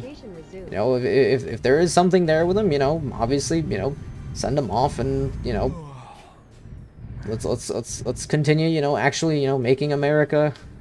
I was about to say make America great again, but no, but in all seriousness, like I know damn well Hunter Biden ain't doing shit, so I genuinely just do not fucking care. Like, I mean, I know, like, there's some shady shit he does, but the shady shit he's doing isn't really impacting, you know, isn't really impacting the government, so I personally just do not care. And I think most people are aware of that, like, there's really nothing to go for there, but the House GOP doesn't seem to give a fuck about that. I mean, I could honestly go on a full-blown political rant if I wanted to. I mean, honestly, I don't know if that might actually attract people to this channel. I know politics is not the most attractive thing to talk about on a stream, but, you know, unless you're like Hassan Abi or something, who obviously, like, gets very political on stream. But, I mean, granted, he used to work for TYT back in the day. I don't know if he still does, but from what I remember seeing on his Wikipedia article. I mean, I feel like I could do it too. You know, talk about, you know, political shit on stream, but I honestly don't want to, like, go too hard on, like, because obviously when you touch politics on stream, that already divides up your audience. Like, obviously, audience members that used to watch you are going to be like, oh, you're getting too political these days, you can't talk about politics. I mean, granted, I'm not here to, like, fucking convert your mindset. I'm just here to, you know, say how I feel about shit. You know, I'm not here to tell you it's like, oh, you should vote for so-and-so or whatever. Because fucking, like, at the end of the day, like, even if I tell you to vote for someone, you might still not vote for someone. Because, like, that happens where somebody walks up to you and they tell you, like, oh, you should support my idiot. No, you should support my idiot. And then, like, at the end of the day, you just support whoever the fuck it is you plan on supporting in the first place. There is one particular game I've been meaning to stream at some point that I have on my Steam account that is very political in nature. It's a game called, The Political Process, I think was its name. It's an indie game where you're supposed to be a candidate running for some sort of U.S. government position, and you're supposed to like manage the campaign. You know, you can make up a character. You can pick whatever party they're running in. I don't know if you can pick an independent. I hope you can. It's been a while since I played it. I don't know if any... Granted, the game hasn't been updated for quite some time, but I really hope that they let you run as an independent and like work on like an amazing campaign for an independent or something. But yeah, you could like run as something. Like, I'm tempted to stream that. It's not gonna be the most exciting looking game because it's mostly like there's a lot of menus and like text and shit that you have to read. Like, obviously, like a turn-based RPG would be much more exciting to see for some people. But I've played through it. It's not a bad game. You know, obviously there's a lot of micromanaging that you have to do for the campaign. It's like the closest you can get to running a real campaign in a video game. Whoa, lordy. That motherfucker did not give a shit about blue water. That blue water. Motherfucker didn't give a shit that... Motherfucker did not give a shit that I was here. I was trying to switch lanes. There you go. Dude did not care that I wanted to go to the left. He just fucking came at me like a motherfucker over there. No, but in all honesty, I genuinely, I wouldn't, like, that's a thing to think about. Like, I genuinely would not mind, you know, starting to slightly delve more political on stream. Obviously, if I lose audience members because of it, I'm like, well, so be it, I guess. I mean, you know, it is, well, at least I'm in America, so it is my First Amendment right to at least say whatever the hell I want, obviously. Obviously, there's the consequences of saying what you want. In my case, if I voice my opinions on things, obviously not everyone is going to agree, so some people will leave. And some people will choose to stay, and some people will be like, I absolutely love what you have to say about the economy or something. I'm not running for shit. But granted, I did study political science. That was my second major when I was at the University of Toledo, so I might as well put my my second major to use, I guess. Now, as soon as this dumbass in front of me could move, that'd be great. Oh, that fucking truck is not helping. I'm gonna do a pro gamer move here. Oh god, oh god, oh god, oh god. Sneak through. There you go. Whoa, whoa, whoa, whoa, whoa. My truck was not doing trucky things. That car is just like there. I think that car hit that truck and just, yeah, I'm not sticking around for this shit. I feel like that happens a lot after I modded this game to have the realistic like the realistic traffic, because I didn't have a mod installed that obviously like makes the traffic look much more like on par with what you would see in like the real life like highways in Europe. Same thing with American Truck Sim. Like, this looks more like what you would probably see in Europe, I assume. I need to refuel. I need to find a gas station badly. How far am I from the closest one? Yeah, there's another, looks like another border checkpoint sort of thing. Am I in Italy? No, I'm nowhere near Italy. I'm like getting close to Marseille. I want to find a gas station. Closest gas station is here. I hope to God that it is not too far, so we're going to that gas station. Navigation resumed. I really hope to God that it is not that far away. I have enough gas for 168 kilometers. 167 now. I really hope I'm not. I really hope I'm cutting it close, but I could at least get it.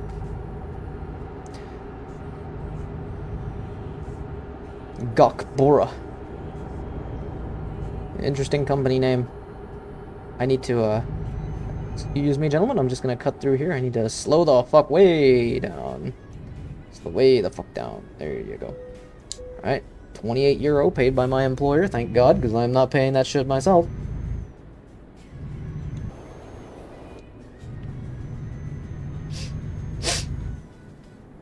I really gotta get to that gas station soon. This truck is about to, like, just kill over at some point.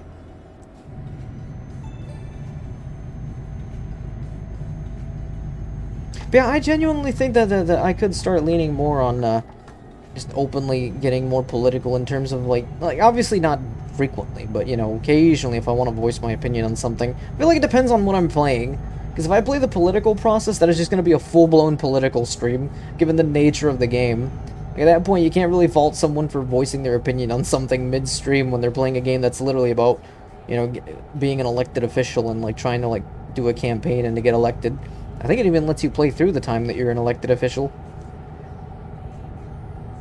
It's like much more complicated than oh god, what was that one game? The one game where you're like running a campaign for president in America, and you're like supposed to like conquer each state. Well, conquer. Well, technically you kind of are, but you know, you're supposed to like get states and fly around, do conferences and like fucking like fundraisers and shit, so your campaign becomes dominant and you become president of the U.S. I know they make those every 4 years. It's kind of like the old World Cup games from back then. The last one I remember was the 2014 World Cup had like its own individual game, and then like starting with like the 2018 World Cup, they just stopped doing that.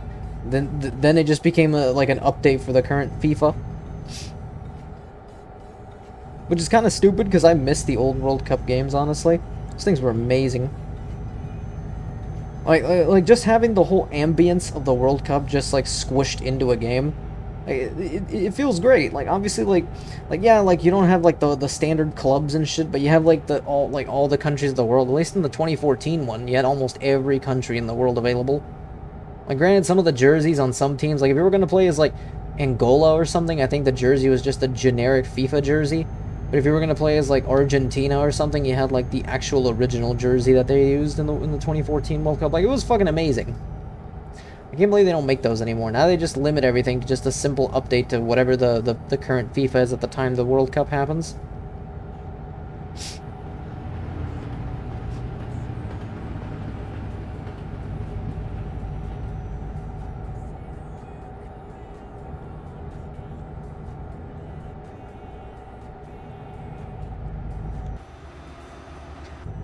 Okay, I think I should be somewhere near Marseille. Want to say? How much gas do I have left? Getting close to that. I hope to God I'm getting close to that gas station.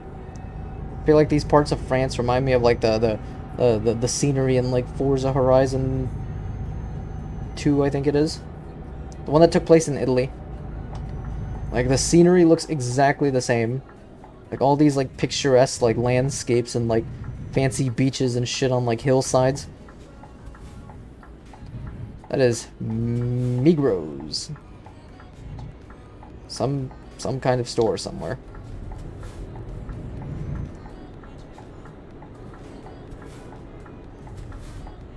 Please move. Thank you.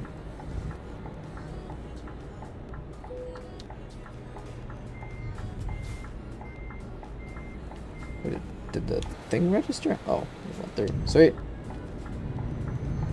They better not be telling me I like violated the law or something, because I clearly hit. Why is my light still on?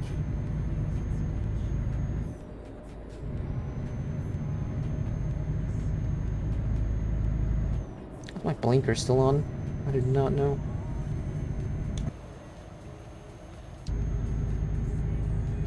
Okay, world map. We are nearing. We're not at Mars. I think we did pass Marseille. Yeah, we already passed Marseille. We're on our way to Nice. I think that's how it's pronounced. I'm not French, and I don't know any French, but I'm gonna assume it's pronounced Nice.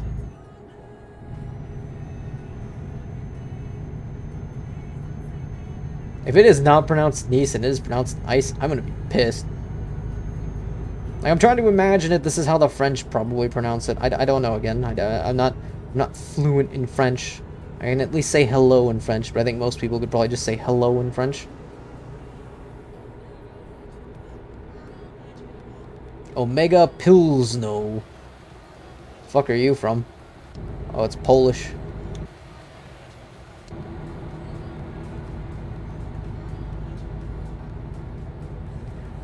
We're making good ground right now. We only got 2,376 kilometers left. Okay, thank you, robot lady. Air de Rousset. Thank you, Air de Rousset. What the? Ooh, that would have been bad.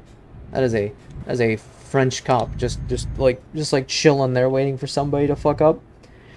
I need bonjour. I need gas. Give me gas. Not not biologically. But you know, mechanically I need gas for my big ass truck. Thank you.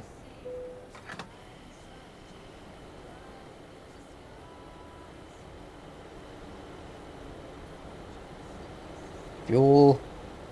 There. There we go. Oh my god, that was 1,067 euro. Holy fuckballs. I hope to god gas in Europe is really not that expensive in real life. If it is, then I'm gonna be stunned. I hit the gas pump. I'm amazed that did not explode. I was expecting like some shit that you would see in Fortnite. I don't know why it's making me go through all that other shit when I could just go through here and then get back on the main road. Look at this. Why was it making me go on that weird detour? I could literally just go on the road like this. It makes no sense. This is stupid. Look at that. Look at that. I'm about to like... It's gonna be like navigation resumed as soon as I get back on the main road. I swear, the GPS in this game is as equally as stupid as a GPS in real life. Okay, I might need to turn that off so that way I'm not like... Okay, great, we can continue forward. There you go, there's what she had to say. Navigation resumed. I mean, to be fair, this game does capture the realism of a GPS and how stupid it can get. Like, I remember I remember when I've traveled with my parents and we're using, you know, the whole GPS, when we're going to, like, a location that we've never been to before, on, like, a long drive or something, and, like, my dad is using the GPS, and the GPS is, like, telling him, do this shit, and then, like, he does the shit that it asks for him to do, and it, like, sends him into God knows where. It's just like that in this game. You know, like when you want to take, like, a detour or something to avoid something, like, the GPS doesn't recalculate or anything. Like, if you use, like, Google Maps or something, it's gonna be like, oh, like, there's an accident on this road. Please proceed with caution. It's like, why don't you, you know, send me somewhere else that makes me avoid the accident on the road? It's like, I'm afraid I can't do that, Dave. I'm afraid I can't let you proceed, Dave. You will go where I tell you to, Dave. Or else.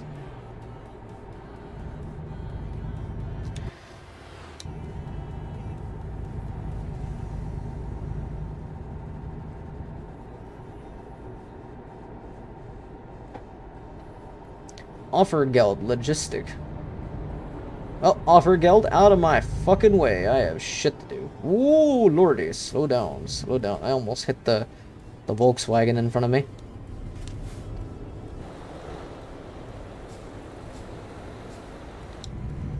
Was that a Volkswagen Golf or something? Looks like it. What kind of Volkswagen he got? I don't know. I can't even fucking see it.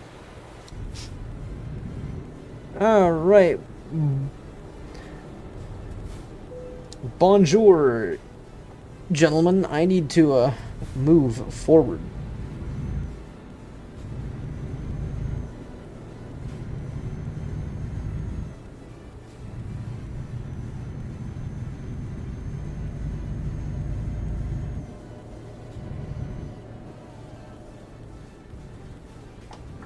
Oh, cop. Move. Whoop. Can you fucking dumbasses let me through? Thank you. Thank you. No, you are not getting space. Thank you. This is my piece of the road. I will enjoy my piece of the road. Oh man, that guy got fucked. His car is just completely scorched. Damn, rest in peace to that guy. I hate to be him. I'm assuming I'm nearing Nice. This looks like Nice. This looks like a town or city. Unless I'm already in Italy. Unless I already passed Nice and I just wasn't even aware of it. Did I already pass Nice? I feel like I haven't. No, I'm about to enter Nice, and then once I pass Nice, then I should be on my way to Italy.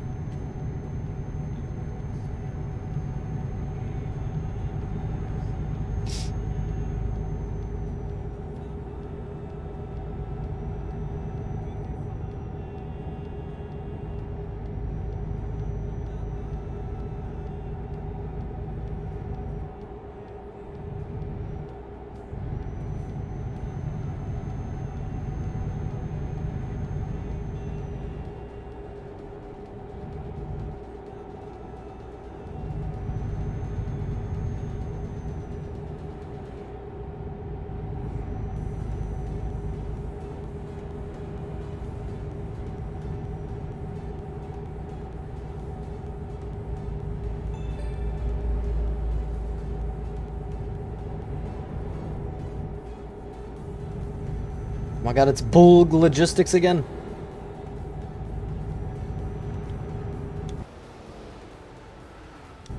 I feel like Nice looks a lot... I can't tell. Is that a stadium? Look like a stadium. I feel like it's a stadium for like Nice's like local like League 1 team. I think it's League On. That's how you're supposed to pronounce it.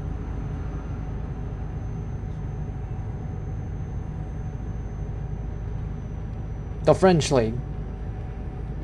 The French Soccer League. You know, where PSG is. Where Messi was at until he came to America. By the way, I can't get the image out of my head. Because I remember seeing on social media the image of Messi shopping at a Publix. It was an interesting image. Oh, hold on. Got a comment here. I need to stop for a minute to look at my phone. That 1_time says, "How's the driving going? Other than that, guy with the ruined car." The driving is going fantastic. Thank you for asking. It is going as smooth as I anticipated. Hopefully there is no more traffic jams or like accidents ahead, because I really don't want to have to make another detour again. Because doing detours in this game is a bitch. I mean, between this and American Truck Sim, I feel like Euro Truck Sim like plagues you more with like stupid detours every single time. Because in America, like if an accident happens and they have to like seal off a road, like at the most they would do is they would seal off the lane the accident happened in, and then like slowly like squeeze traffic through as best as they can. I don't know if that's how they do it in Europe, because at least from what I'm seeing, they just cut off the whole section of road and then you have to like detour somewhere else.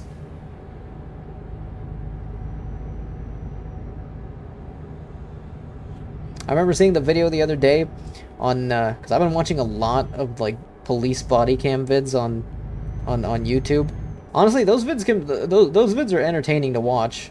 Honestly, like when some people complain about why they don't air Cops anymore on TV, like that old TV show Cops, the one that had the Bad Boys song going for the intro and shit. Anyone who's seen Cops knows what I'm talking about. The one that gave us the amazing clip of the guy who's like I can break these cuffs, and the cop just tells him you can't break those cuffs. Like, yeah, that show. Like they don't air it anymore as far as I'm aware of. It doesn't get any new seasons or anything. Like obviously because of, you know, the whole police brutality incidents and just the fact that like law enforcement is just not very popular in the US at the moment. So like obviously Fox had no real incentive to keep airing the show. But I mean, really, there's no point in airing it either when like YouTube channels do a better job of like airing police footage, especially with body cams being a requirement for like most, if not all, police departments in America. Like if you want to see like something crazy happen during the day during a law enforcement during like a cop's day, you would just like pull the video from, I think, Public Record or something and just create a YouTube video using it. But, like, I've seen the one of the guy in Louisiana, and this cop was very patient. Like, very polite and very patient. He pulled over this dude, like, speeding in Louisiana, and, like, the guy was acting very suspicious. And, like, he, he had, like, the guy was just giving him some random bullshit information, and the guy was, like, bullshitting his name, and it was, like, a whole, like, thing. Like, he was making up a story, and the cop was, like, getting very suspicious of the guy, because the guy, like, had sus written all over him. And, well, speaking of sus, I think, like, by the end of the video, the cop, like the car he was driving had, like, bullet holes on it, and the guy, he ran a search of, like, what exactly, like, was the deal with the car and the license plate and everything, and I think the county returned back that, the car was, like, part of a missing persons report or something. And so, like, the cop had his suspicions by the end of the video, and so he, like, popped open the trunk, then opened the trunk and just sees a corpse in there. Like, he just sees a dead body in there, and immediately, he could already tell something was up with the whole guy's story. Like, the guy, if I remember correctly, got, obviously, the reckless driving charge, and he also got charged, I think, with second-degree murder. I think he got life in prison. Because I think, like, if I remember correctly, the guy, like, was involved in the killing of the guy, but he wasn't, like, the main, like, mastermind of the whole thing. Because apparently it was supposed to be, from what the video explained later, it was an armed robbery that didn't go according to plan to the two guys. And so one guy was supposed to, like, dump the body. So he took the guy that he rob's car, and put the guy's body in the trunk and was gonna drive off somewhere to like dispose of it. But you know, for a criminal, he's a very idiotic criminal because the guy didn't even like bother to like drive at the speed limit to avoid drawing attention, and then like obviously the cop pulls him over and like asks him. And then when the guy actually does give his actual name, the cop is like even more suspicious of the guy because the guy's like actual address is like somewhere way different where he wouldn't have to have taken that road. It was like crazy. For real, when my sister got into an accident in the middle of a 4-lane road, she and her baby were fine. They shut the lane down and that was it. Ayo, what the hell? That is insane. Yeah, like those like police body cam videos, and like in terms of that 1_time sister, like yeah, like when an accident happens, like honestly, like shutting down the whole road. Sometimes I feel like it's obviously I get if it's necessary if like the accidents stretch throughout the whole road.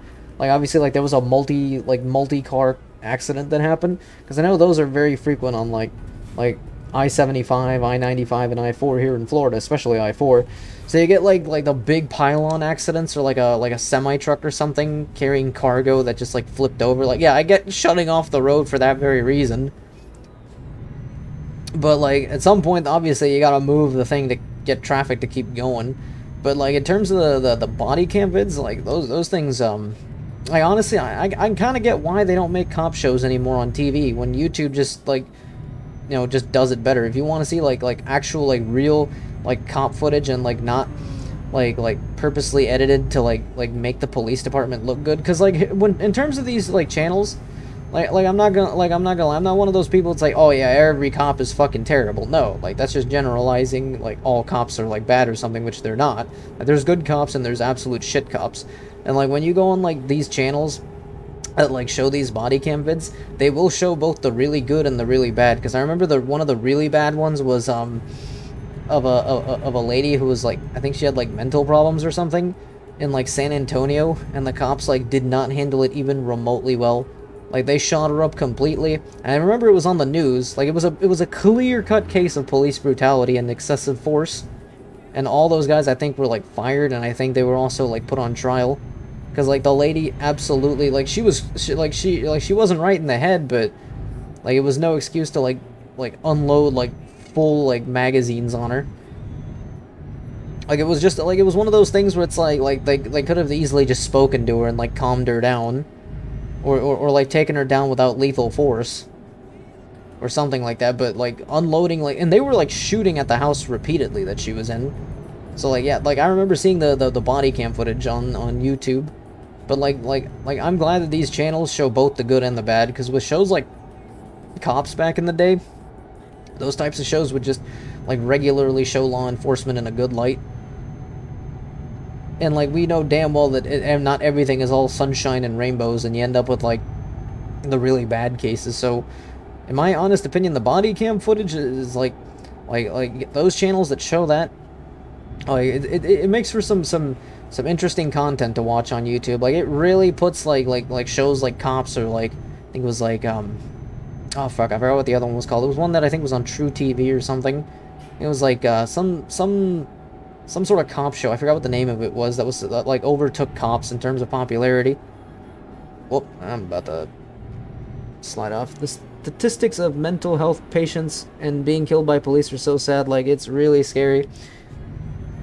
Like it genuinely is. Like I don't know why. Like at least here in the U.S., I don't know about Europe, but at least here in the U.S., like I just don't get why. Like when like cops are called over to like handle like a crazy person, like walking about, like the logical thing would be to try to calm down the guy. Like obviously if the guy pulls out a gun at any point and he attempts to shoot, like those guys that like go onto the streets and like shoot. Like I remember there's a guy in New York who was walking around with like a pipe or something, and he was like flashing it at people like a gun. Like when he got like lit up by cops, like in my opinion in that case, like that guy was like asking for that shit, in my honest opinion, because like you don't go around like holding something at people and scaring them with it, making it look like a gun, and then do the same thing at law enforcement when they're currently pointing guns at you, because nobody can, because like I think that the 911 calls were all stating that the guy looked like he was holding some kind of firearm. And so, like, obviously when the cops, like went to go deal with that guy, like, it doesn't help when you're brandishing a gun or something that looks like a gun at law enforcement and trying to make it look like it's a gun. Like, that guy was, like, in that guy's case, like, yeah, like, the cops definitely felt like they were definitely threatened in that instance, because you don't know if the guy is, like, holding an actual gun in his hand, and he's, like, flashing it at you like a real pistol. But, like, fucking, like, the guys that are not posing any sort of a threat, and they're just, like, not right in the head, like, in those cases, like, yeah, like, those, like, you should not be pointing guns at those guys. Like, those guys you should at least, you know, talk to and, like, you know, get them to calm down or something. Because I've seen, you know, the body cam footage videos of, like, cops actually, like, dealing with people that are not, like, remotely cooperating, but they don't have to, like, threaten them with force or guns or anything. They just, like, talk to them. Like, whatever avoids having to pull out the gun and shoot someone if you're a police officer, I feel like that's a good thing to do. Like, to, like, at least, you know, be able to, like de-escalate a situation and, like, get the person to cooperate in the end. Because, like, at the end of the day, a lot of people that don't want to cooperate, they're not going to pose any actual harm to law enforcement. They're just obviously very frightened because they know what's going to happen. But they're also frightened because they don't know, they're afraid of, like, what they do know, and they're afraid of what they don't know. If that makes sense. Like, I feel like I'm mentioning Donald War Criminal Rumsfeld's old known unknowns and, like, unknown knowns or some shit. I think that's what I'm getting at. I mean, they had cops and security officers in with me when I was in the ER for mental health problems, like 3 grown men in for me who was a tiny 17-year-old female. I fully understand. They were checking me for weapons, but that was a terrifying experience. Like I mentioned before, like a lot of them, like, are obviously scared of what they do know can happen, and a lot of them are also scared about what they don't know can happen. Like, I feel like for if the person is, like, not, like, even reported to have any sort of a deadly weapon on them or anything, and they're just, like, being, like, they're, like, I guess I would be put, like, I don't know if this is the best way of putting it, but, like, if they were causing a disturbance or something, and, like, someone called them because, like, someone called the police because they were scared about the person walking about, like, in that case, like, the cops need to de-escalate the situation and get the person to cooperate. Like, obviously, don't threaten the guy with a gun, because then they're really gonna start, you know, panicking or something, and then the cops, obviously, like, and they're in, like between law enforcement and the military, like, I remember there was a veteran of the United States Army that one time explained that, like, it's insane, like, how few, like, steps cops have to take before they can, like, fire at someone, because in the military, if I remember, the guy explained that there's a lot of steps that the active duty military have to take into account when on a battlefield, when and where they can shoot at something. Like, there was a lot of like regulations they have to follow before they can actually start firing at someone. Like, obviously, if like in Afghanistan or in Iraq back in those days, like, obviously, if there's like a pickup, like, going at, like, light speed at like a group of like soldiers, obviously at that point, like you're a little concerned about why the truck is coming barreling at you at full speed, and if the truck is just not giving a shit about anything regarding, you know, rules of the road, and you can clearly tell that truck is headed straight for like a military, like, checkpoint or something, then yeah, like, clearly it's someone trying to do something nefarious. But even in that instance, if I remember correctly, like, they still can't fully engage because they're not sure if it's just a really shitty driver or somebody who's, like, under the influence of something, or it could be, like, a genuine, like, actual, like, terrorist or, like, enemy combatant or something. It's like, that Alfa Romeo did not give 2 flying fucks about my truck whatsoever, and I get fucking penalized for his stupidity. Hold on, how do I wish I could stick my head out. I wish I could stick my head out of the window in this game. Oh, thanks for the follow, that 1_time. They let my mother stay with me, at least.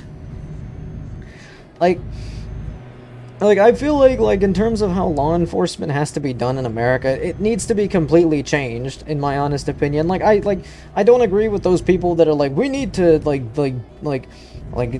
fully defund the police or end the police. It's like, no, because like obviously law enforcement is one of those things that you have to have in a functioning society. That, along with emergency medical services and the fire department.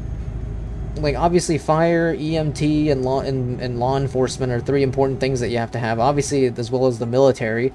But in terms of these things, like nobody like ever complains about the fire department doing anything wrong. Like, the fire department like comes in when there's a fire, puts out the fire, you know, makes sure everything is safe, and then once everything is safe, you know, they did their job and they're on their way. Same thing with EMT. Someone's in an accident, you know, the ambulance shows up, paramedics come out, you know, get that person, you know, some sort of treatment while they can bring him onto the ambulance and then get him off to the nearest emergency room. Me when I almost get T-boned by a Rolls Royce near a Barnes and Noble. Honestly, like in terms of cars, I know that's a stereotype about people who drive expensive cars, but it is, like, sometimes you actually do see it in real life on the streets. Like, people who have, like, really expensive cars, like a fucking, like, it's usually, like the stereotype of a Mercedes or a BMW. Like, at least here in America. I don't know about Europe, because, like, in Europe, I'm assuming they're more common over there. But over here, like, if you see somebody in a Mercedes or a BMW, there's a good chance that driver, that's not saying that all of them are, obviously, but, you know, there's a high chance that they could be full of shit when they're driving and they just cut you off or just not give a shit about using their signals or whatever. I think I'm in Italy now. I have to be in Italy. Am I in Italy? I am, I've been in Italy for quite some time. Holy shit, I'm nearing Milan. I just passed Genoa. Or, I think I think it's Genoa, or I don't know how I think it's Genoa, I think how Italians pronounce it. I'm not Italian, but yeah, I am at Genoa. I was for real thinking, please let them hit me and get hurt. I could use the payday. Honestly, I remember in college campuses when I was at Toledo, like, a lot of people jokingly were saying that, like, hey, if I at some point get hit by an on-campus like bus, at that point, like, my whole tuition is paid for. It's like, if I remember correctly, I think someone explained that that's kind of possible, but also kind of not possible, because obviously you have to, like, go through the whole legal procedure of, like, explaining in a court that, like, yeah, like, the bus hit you and they weren't paying close attention on the road or something when they were, like, driving and shit. But, like, if it's able to be proven, like, obviously, like the settlement would usually be something like, oh, all tuition is paid for, or something. I remember a lot of people when I went to college joked about that. The other scenario I think a lot of people joked about when I was in college was like, hey, if, like, I'm trying to remember what the scenario was. If, like, I think I remember, like, my classmates in some of my classes, when we had, like, an exam and a lot of people were not prepared for it, I think I remember they said, if the professor dies or something before the exam, then the exam is automatically, like, passed for everybody or something, if I remember. Or is it's either the professor or the entire class dies in, like, some freak accident, then, like, the exam that was supposed to be given that day is completely, like, undone, and, like, everyone just automatically passes it or something. It's some convoluted thing. I remember. I don't know if that's fully true. If it is, then that's insane. But the bus one, I've heard the stories about, like, if someone gets hit by a college bus or something, and they're a student, the likeliest chances is that they would just be given, like fully paid tuition or something. But obviously, like a lot of those, like on-campus bus drivers are, like, obviously trained like crazy to make sure they don't hit someone. And even if they're in a car, they obviously... Are those jets? Are those fighter jets? Those look like fighter jets I just passed by. Like, I don't know if anyone saw that on stream, but those fucking things those planes that were flying above, those things look like fighter jets.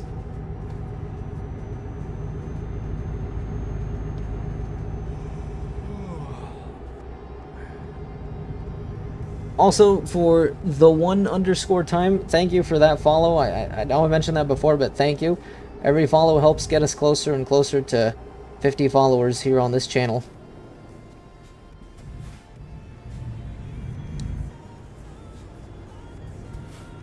I really want one day to see this channel on Twitch reach 100 followers.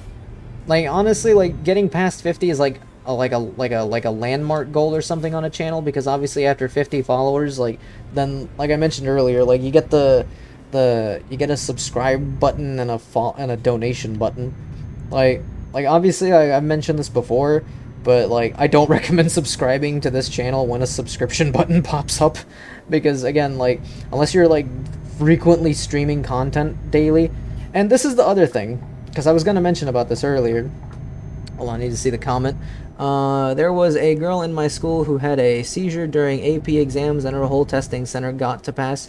Yeah, I think that's so I think what you're mentioning is like what I mentioned before. So yeah, if somebody like has like a freak accident or something in oh god, my guy's about to fall asleep behind the wheel. I need to find a motel. Where's the nearest one? Oh boy. Oh, I'm not far from them.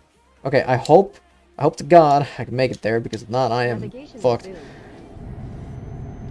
But yeah, like with freak accidents happening in a classroom, like obviously like I thought that was like a bullshit thing people would say, just because like, oh man, if someone has a freak accident on the day of the exam or something, we all get to automatically pass. I thought that was bullshit, but if that actually did happen in your case, and that's like actually something that happens, and that is insane. Like, I mean, like obviously like obviously I feel terrible for the girl that the thing happened to. But like everybody else in the class is like your feelings, like your emotions are like, obviously like you're in like a 50-50 spot. You're like happy as fuck that you don't have to do this exam, but you're also like really sad for the person that like just went through like a very freak accident. I mean, personally, like I tried my damnedest in college and like high school to like study for exams, even if like I absolutely hated the subject. Like, granted, in college, I only had, like, the only class where, like, no matter how much I studied, I would never understand the subject would be, like, the one math class I had to take in college. Because math, I genuinely recognize I am fucking ass at math. But, obviously for me personally, my strong suit in college was things like social sciences, like, obviously that's why I studied political science as my second major in college. Because like I was really good at like social science courses. Like I was really good at like government and like history. I thought I was really good at history until I got to college and I took a World War II history class, and the professor that gave the class was like one of the tougher professors. Like I absolutely loved having that professor for my World War II history class, but like that class genuinely, like after I took that, I was like, man, I do not fucking know World War II like I thought I did. Like this class completely like took everything I knew and like flipped it upside down, but like in a good way. I did pass the class with an A. Like honestly, out of everything I took in college, passing that class with an A was like, I would say one of my greatest achievements, because I genuinely did not expect to pass that class with an A. Like the final exam, like a lot of it was like open-ended questions, and you had to like explain like the Soviet Union in the Second World War, like their whole like strategy, and like all the stuff Stalin did before the war to like get the economy up, and like explain why Hitler's military strategy was bad, and like why like the German economy and the military like could never hold up once they had invaded the Soviet. It was like a lengthy amount of stuff that you had to explain. Like to this day, I am still proud of getting an A in that class, and it had nothing to do with any of my majors. It was an elective that I took because I saw World War II history, and I'm like, oh, I enjoy World War II history. I mean, I played through like almost every World War II Call of Duty, and I absolutely loved them, except for fucking, where is the I think this is where I'm supposed to go. I am so bad at chemistry, it's actually so funny. I'm going to study to be a pharmacist. Like, this is the thing, like it, I feel like it depends on like what it is you're studying, because like if you're really passionate about what it is that you're doing, like you're just like, there's stuff that like, because I know people that are like really good at what they at like things that they can do, but they don't like what they do. Meanwhile, there's people who are really bad at something but like really enjoy something. It's like, I would say like one case of like people who really enjoy something but they're really bad at it is like people who are, when it comes to sports, like somebody who really enjoys like basketball or something but they suck ass at the sport. So obviously like there's no way that person can like go pro. Because, like, obviously, like, no, like college team is gonna want, like, a guy who, like, can't fucking, like, shoot or dunk for shit. Or someone who's, like, below 6 feet, who's, like, below 6 feet tall. Like, my ass could not play basketball. Because I'm 5'8", and I know damn well that, like, I can't play basketball for shit. Like, I know how to play it. If Malik was here, he'd be telling me that I don't know basketball because blah blah blah blah blah and blah blah blah. Like if Malik's watching this, like I know damn well what he would say immediately as soon as he hears me say that. But obviously, I know he's joking when he says it. Like in reality, like I'm pretty sure he knows that I understand the sport. Most sports I genuinely understand them. At least the ones that are a big deal in America, except for like soccer. Like I get soccer, but like most Americans like don't care. Obviously, there's a good chunk of us that do care for it, and like obviously there's like Brits who are gonna be like, "Excuse me, it's called football, not soccer, you damn Yanks." I'm sitting there like, "Excuse me, it's called I don't give a fuck."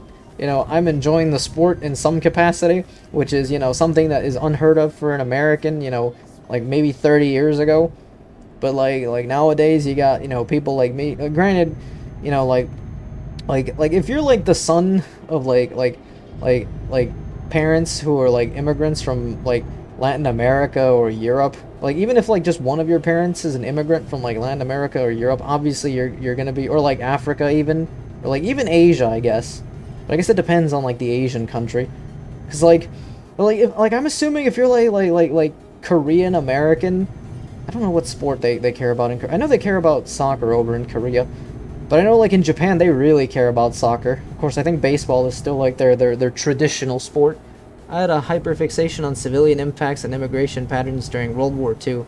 I still have a ton of resources saved. I still have a ton of resources saved on, when I had to do, like, I think I remember, my professor went on a long explanation about, like, why Heinz Guderian, the German, like tank general, was like a dumbass in his strategy, but like the guy was so full of himself. Like if I remember correctly, I don't like, again, and I might be wrong about this next part, but I don't, if I recall, I don't think the guy was like a hardened Nazi or anything. The guy was just like a straight up like a German military guy who's been around since like the German Empire days.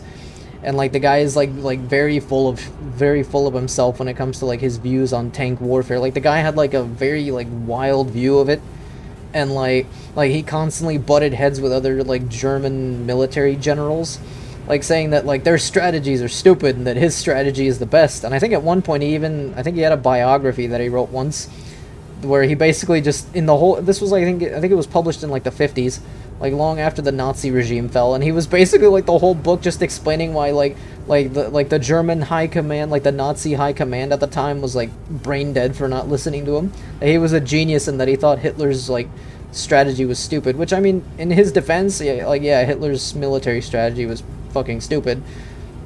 But like this dude's military strategy wasn't any better. But this dude like genuinely went to his grave still thinking that like, it's like, excuse me, if Germany had listened to what I had in mind, you know, we would have won that war.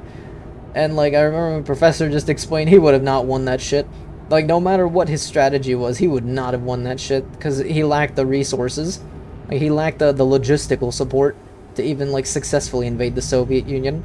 Which is why, like, if you play, like, Hearts of Iron 4 or something, and, like, you somehow succeed as Germany, and, like, taking over, like, the whole of Europe, I get it's a video game, so obviously video games are not real in terms of, like, the strategy that you, especially in, like, a World War II game. Well, granted, World War II games are based on real events, but, like, obviously the characters, like, are obviously not real people. But in the case of Hearts of Iron 4, I get it's a strategy game. Like a grand strategy game where like you can turn the tide of the war or something, but like it all depends on like factors that you get stuck with in the game. Like obviously you might get a Soviet Union that like sucks absolute ass and the AI can't control it if you're playing as Germany, and then you could just like completely run a train on the country and just like take over everything and fucking like have Hitler's like wet dream become a reality in the game. Or you could get absolutely fucked, and then the game gives you like a fucking overpowered Soviet Union that's like 10 times more powerful than the real one was, and you just get steamrolled completely in the game. He was just like, oh, Germany is calling for me to fight? For real.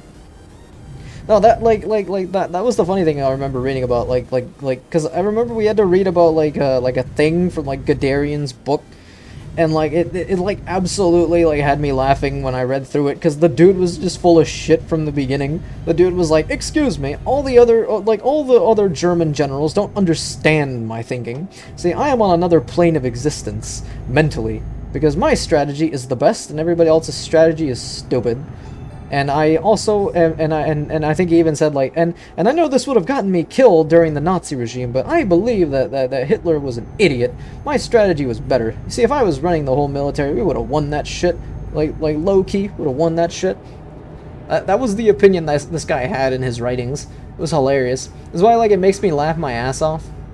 Like I remember watching a video on that anime Girls und Panzer, because the anime has like a real hard-on for like German military shit from like World War II.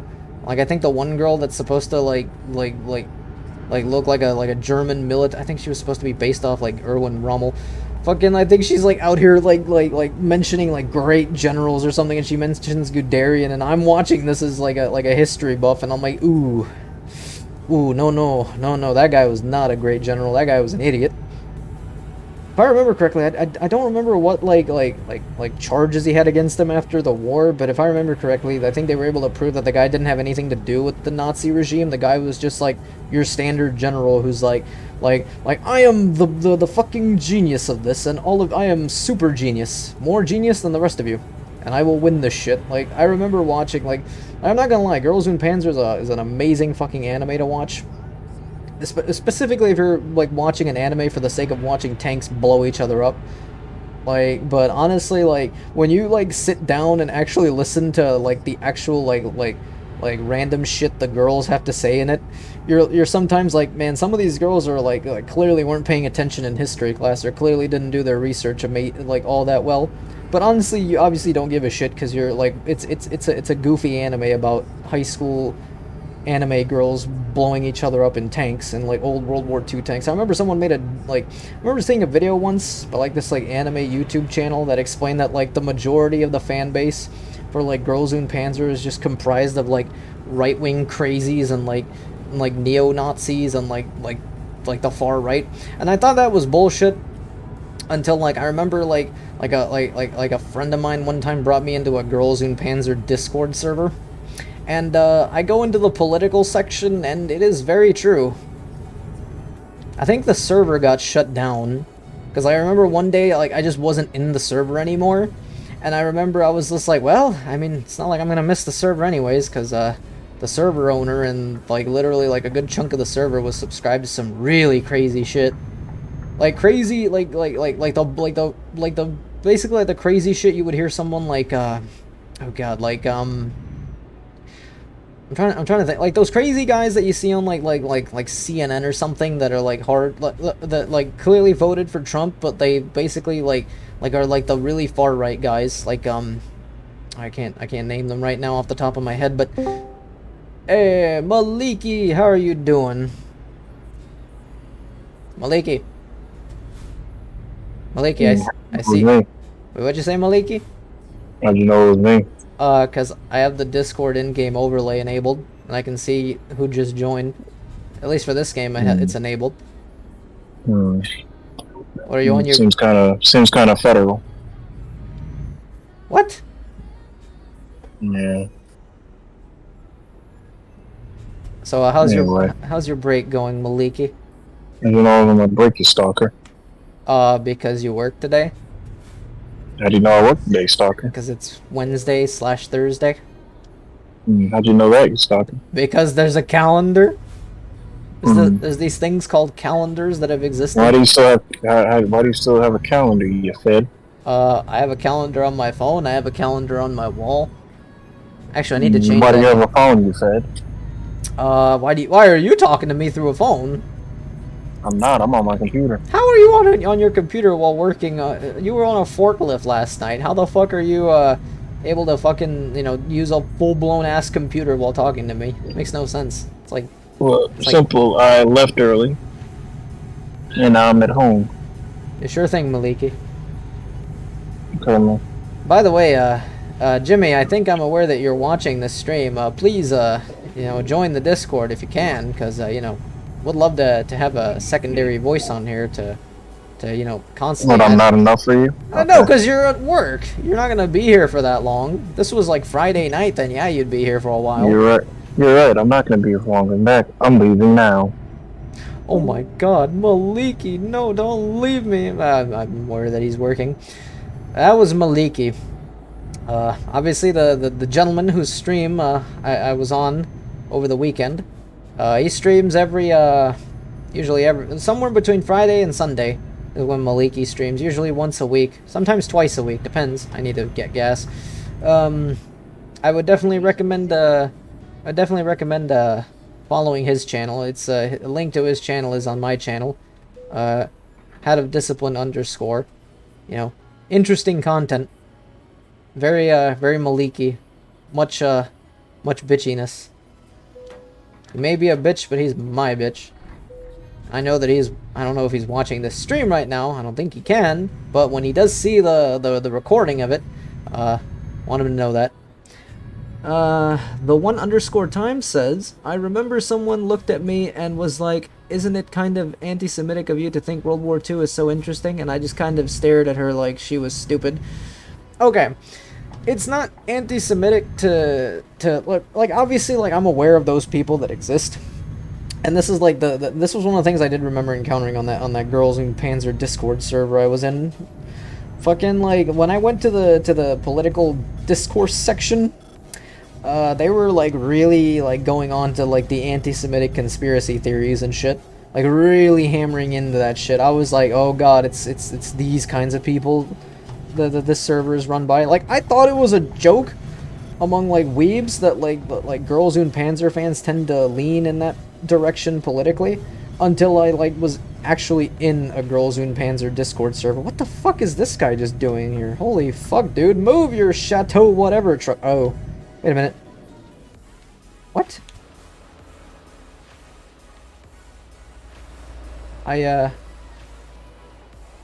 Oh, no. I thought for a minute I was able to go. Oopsies. I was like, wait, where the fuck am I going? I was so confused. I was like, girl, be for real. Like honestly, like in terms of World War II history, like I'm a big fan of it, but like I love every aspect of the history of it. Like, obviously those people that are really focused on like the German aspect, like you kind of get a little suspicious of them, specifically if they're only interested in German history from 1933 to 1945, and just nothing else matters to them. Like, they don't give a shit about Italian history or the Spanish Civil War or Japanese history or American history around this time, or French, or any other history. They're just like, German history 33 to 45 is all that matters to me. Like, if and like they can easily like recite a lot of like the Nazi party shit. It's like, yeah, like those guys are a little sus, I'm not gonna lie. And like I remember encountering those guys like on that Girls und Panzer server. I remember I thought it was like a stereotype among weebs that like this was like yeah, Girls und Panzer fans, those people are a little on the weird side of things. But like then I actually go into a server that's supposed to be a fan server for that, because like that friend of mine invited me to that server, and like we both thought it was bullshit. And then we're in that server and we're like, ooh, like we were only in there for a couple of days. Like we had planned on leaving, but the server, I'm assuming, shut down or kicked us out, which, I mean, I don't really care which one it was, as long as we weren't in there. Like, we were planning on staying for, like, a week or two and then leaving. Just so, like, that, because, like, obviously with Discord servers, especially since it was a large one, you would just stay there for a little bit and just, like discreetly leave. So that way, like, granted, like, we didn't add anybody on that server, because the fuck was I adding any of those people to my friends list, but like, it was insane. I was like, okay, now I see what weebs mean when people, like, there's a lot of crazies that are into Girls und Panzer. Like, I fucking love the anime. It's not the greatest fucking thing I've ever seen in my life. I can easily admit that. Like, honestly, like, the story is kind of generic sports anime style story. Like, obviously, like, they're, like, because the fucking, like, tank team thing is, like, I remember, like, in terms of, like, genres that Girls und Panzer fits in, I think it's sports is one of them. Because, like, it's technically a sport at their like, fucking aircraft carrier school-looking thing. And, like, like obviously like it's supposed to be a sport anime and like it has like a lot of the stereotypical sports anime tropes, but like it's still one of those it's like it's such a bizarre like thing that was made, but it was such an entertaining thing to watch. Like I definitely recommend watching it. At least if you're into watching like if you're into like war films or something and you enjoy watching tanks explode, because you're definitely gonna get a lot of it. Like, I would genuinely say the parts of Girls in Panzer that I didn't like was the parts where the girls just start, like, talking to each other about shit. It's like, bro, I don't want to see this shit. I want to watch the fucking Panzers shoot the fucking... shoot the fucking... the British tanks or whatever. I don't want to fucking, you know, see, like, actual, like, dialogue. I didn't come here for that. If I came here for dialogue, I would have gone to, like, some other anime. Let's see. See, I'm just interested in the impacts on civilian life, like the UK's Mickey Mouse gas mask, which those things are terrifying, by the way. I've seen some of those World War II and World War I gas masks. Some of those can get really into the uncanny valley of like design choices. Actually, a lot of images from like the 1920s, 30s, and 40s. I don't know if you've ever seen them, or anyone watching right now has ever seen those images of like the outfits that they used to have. Like the Halloween outfits that like kids would wear like back in those days. Like they were really creepy as fuck to look at. Like imagine like some kid dressed up as like a scarecrow back in like the 1930s or 40s, and like the scarecrow outfit was just so horrifically realistic, and then like the parents took a picture of the kid because they were like, we want to save it for important family memories, like down the road, and like obviously those photos are like shown on the internet years later, and you're just seeing these like creepy like these creepy black and white photos of like these kids dressed in like ultra terrifying looking Halloween outfits. Like it's creepy as fuck. It looks like something out of a horror film or something. Or like the adults that were also like dressing up for Halloween. Granted, I think back in those days not that many adults dressed up for Halloween. It was mostly just a kids thing. But even then, like the adults that did looked horrifyingly like terrifying. Like if they dressed like a monster or some shit, like they would like overdo it. Obviously nowadays, like dressing as something for Halloween, like it's not as scary as before. And then you have, of course, over the years of Halloween evolving, like the adults that partake in it, like I'm aware, like I've seen a lot of these. Like even like back in the day when I was a kid, and I would see adults back in like the early 2000s and like early and mid 2000s when I was a kid. Like I remember like some adults would not wear the scary Halloween costumes, but there was also the sexy Halloween costumes that exist. Like some dude dressed up in like I don't know, like a Hugh Hefner smoking outfit, whatever, or like some lady dressed up in a bunny suit. Like it was those kinds of outfits, or like the sexy devil or some shit. I think those types of outfits appeared somewhere in like the 70s. I think it's like the 60s, 70s, or 80s when those started to appear.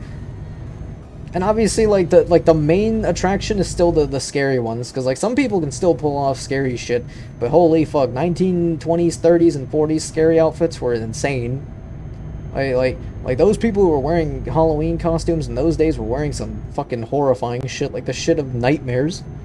Oh god, those things haunt my nightmares. Like, yeah, those things are definitely like imagine some kid like I feel like kids back in those days like had to have been like, I don't know what the fuck kids in those days were scared of back in those days, because obviously like children are scared of some specific thing, but like back in those days I feel like kids were not as scared of shit as they are today, given the fucking like shit other kids would wear for Halloween, or they were scared of those things, but they like had to like really like face their fears at some point. Because, like, there's, like, the neighbor kid was wearing some terrifying wolf costume or some shit. Like, some terrifying werewolf costume or, like, the mummy or something. But, like, a really ugly-looking mummy. We were allowed to wear appropriate costumes at my job on Halloween, and one of the kitchen workers showed up in a hot dog costume. The hot dog, I remember, like, ever since I was a kid, I have seen a hot dog at least, like, every, like, year or two. Like when I used to go out trick-or-treating when I was a kid, like seeing an adult wearing a hot dog costume was a very common thing to see. It was like, granted, it's like the most neutral costume you can find. It's not scary, it's not sexy, it's just like for the lols. Like you would wear the thing and you would just walk around in it. Like honestly, it was a hilarious thing to see, like a grown man or a grown woman dressed as a hot dog. And the best part is it can also be applied to a children's costume. Because, like, I have seen, like back when I was a kid, other kids wearing, like, a banana costume or something. Like, it was a hilarious thing to see. But, like obviously it depends on, like, what the kids wanted to dress as and what the parents were like, wanted to dress their kids as. Usually, like, I think up until, like, the age of, like, 5 or 6, the parents usually tried to give, like, the kids some costume that they considered cute, like a banana or like a puppy or something. And then, like, after they, like, go past the age of 5 or 6, then they're like, okay, son, or okay, sweetie, you can be whatever the hell it is you want to be, as like in terms of, as long as it's, like, not too scary. And then, like, the kid wants to, like, dress as, like, fucking, oh god, what's his face, Ghostface from Scream. Because I know I've seen, like kids' Ghostface costumes back in the day. I don't know if they still make those, but, like, back in, like, the old Party City catalogs that would always come in the mail back in the 2000s, you get, like, this thick-ass catalog that was, like, full of, like, costumes. Like, obviously those things don't come in anymore. I mean, hell, you could just get a costume off Amazon. Or, hell, you could even go on, like AliExpress or DHgate, or... I'm not a big fan of Temu, because I've heard some sus things about Temu in regards to its association with the Chinese Communist Party.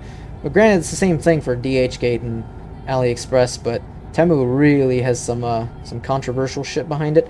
But I mean, you could get like some decent costumes off those sites, because at the end of the day, a lot of those costumes are made in the same place, which is China. Our manager showed up in a cow onesie, and I made sure to get a picture of her. Fucking, like, the onesies, I know recently, like, the onesies, like, well, not recently, but since, like, the 2010s, onesies are, like, the go-to costume for a lot of people. If you don't want to get, like a full costume or something, just put on a onesie and just call it a day.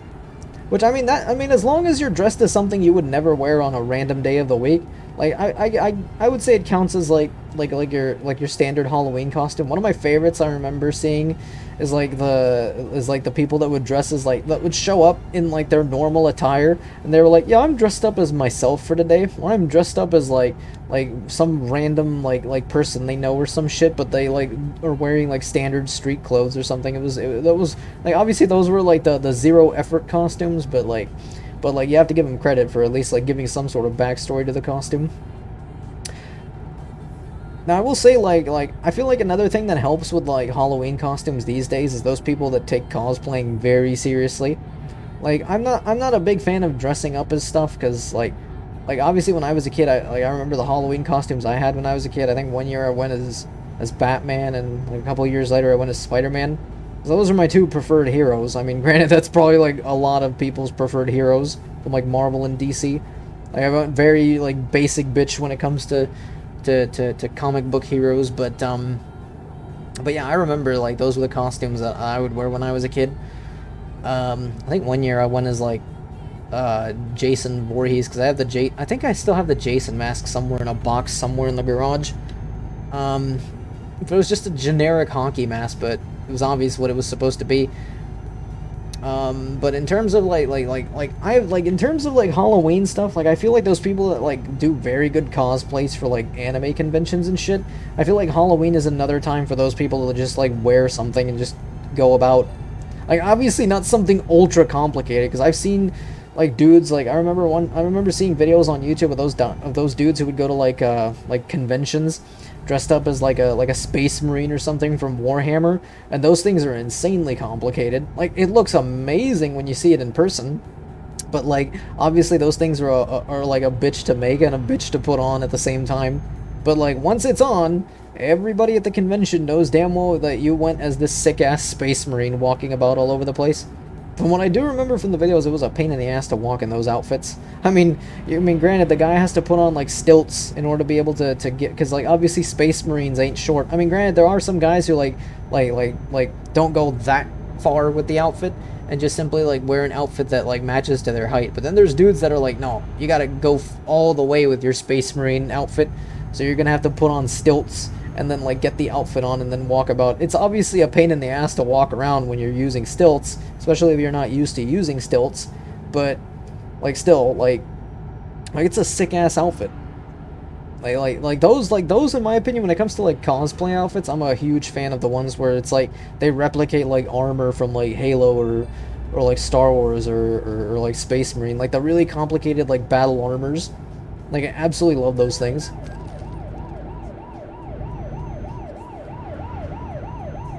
Ah, fuck you, cop. These Italian cops.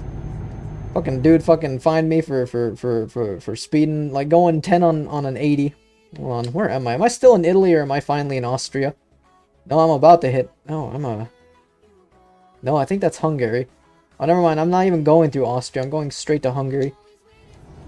I thought I had to cross through Austria at some point, but man, that Italian cop fucking just came out of nowhere.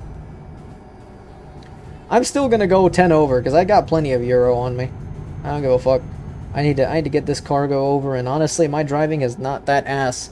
I mean, there's some ass moments, but you know, it's not my fault. You know, the accidents that have happened so far. I blame the other drivers because they are in my personal space, and I do not approve of that. But yeah, those cosplay outfits that are like full blown like armors and shit, I absolutely fucking love those. Like obviously like there's like cosplays of like joke cosplays where they like put on cardboard boxes and like say they're so and so, but those are like done for like shits and giggles or something. And then there's like the obvious like the more sexy ones, which is like some girl shows up as like, I don't know, I'm trying to think, like some anime girl or something. Keep right. Like the Rhea Scremery ones that always pop up every now and then. Those definitely go into the very lewd category.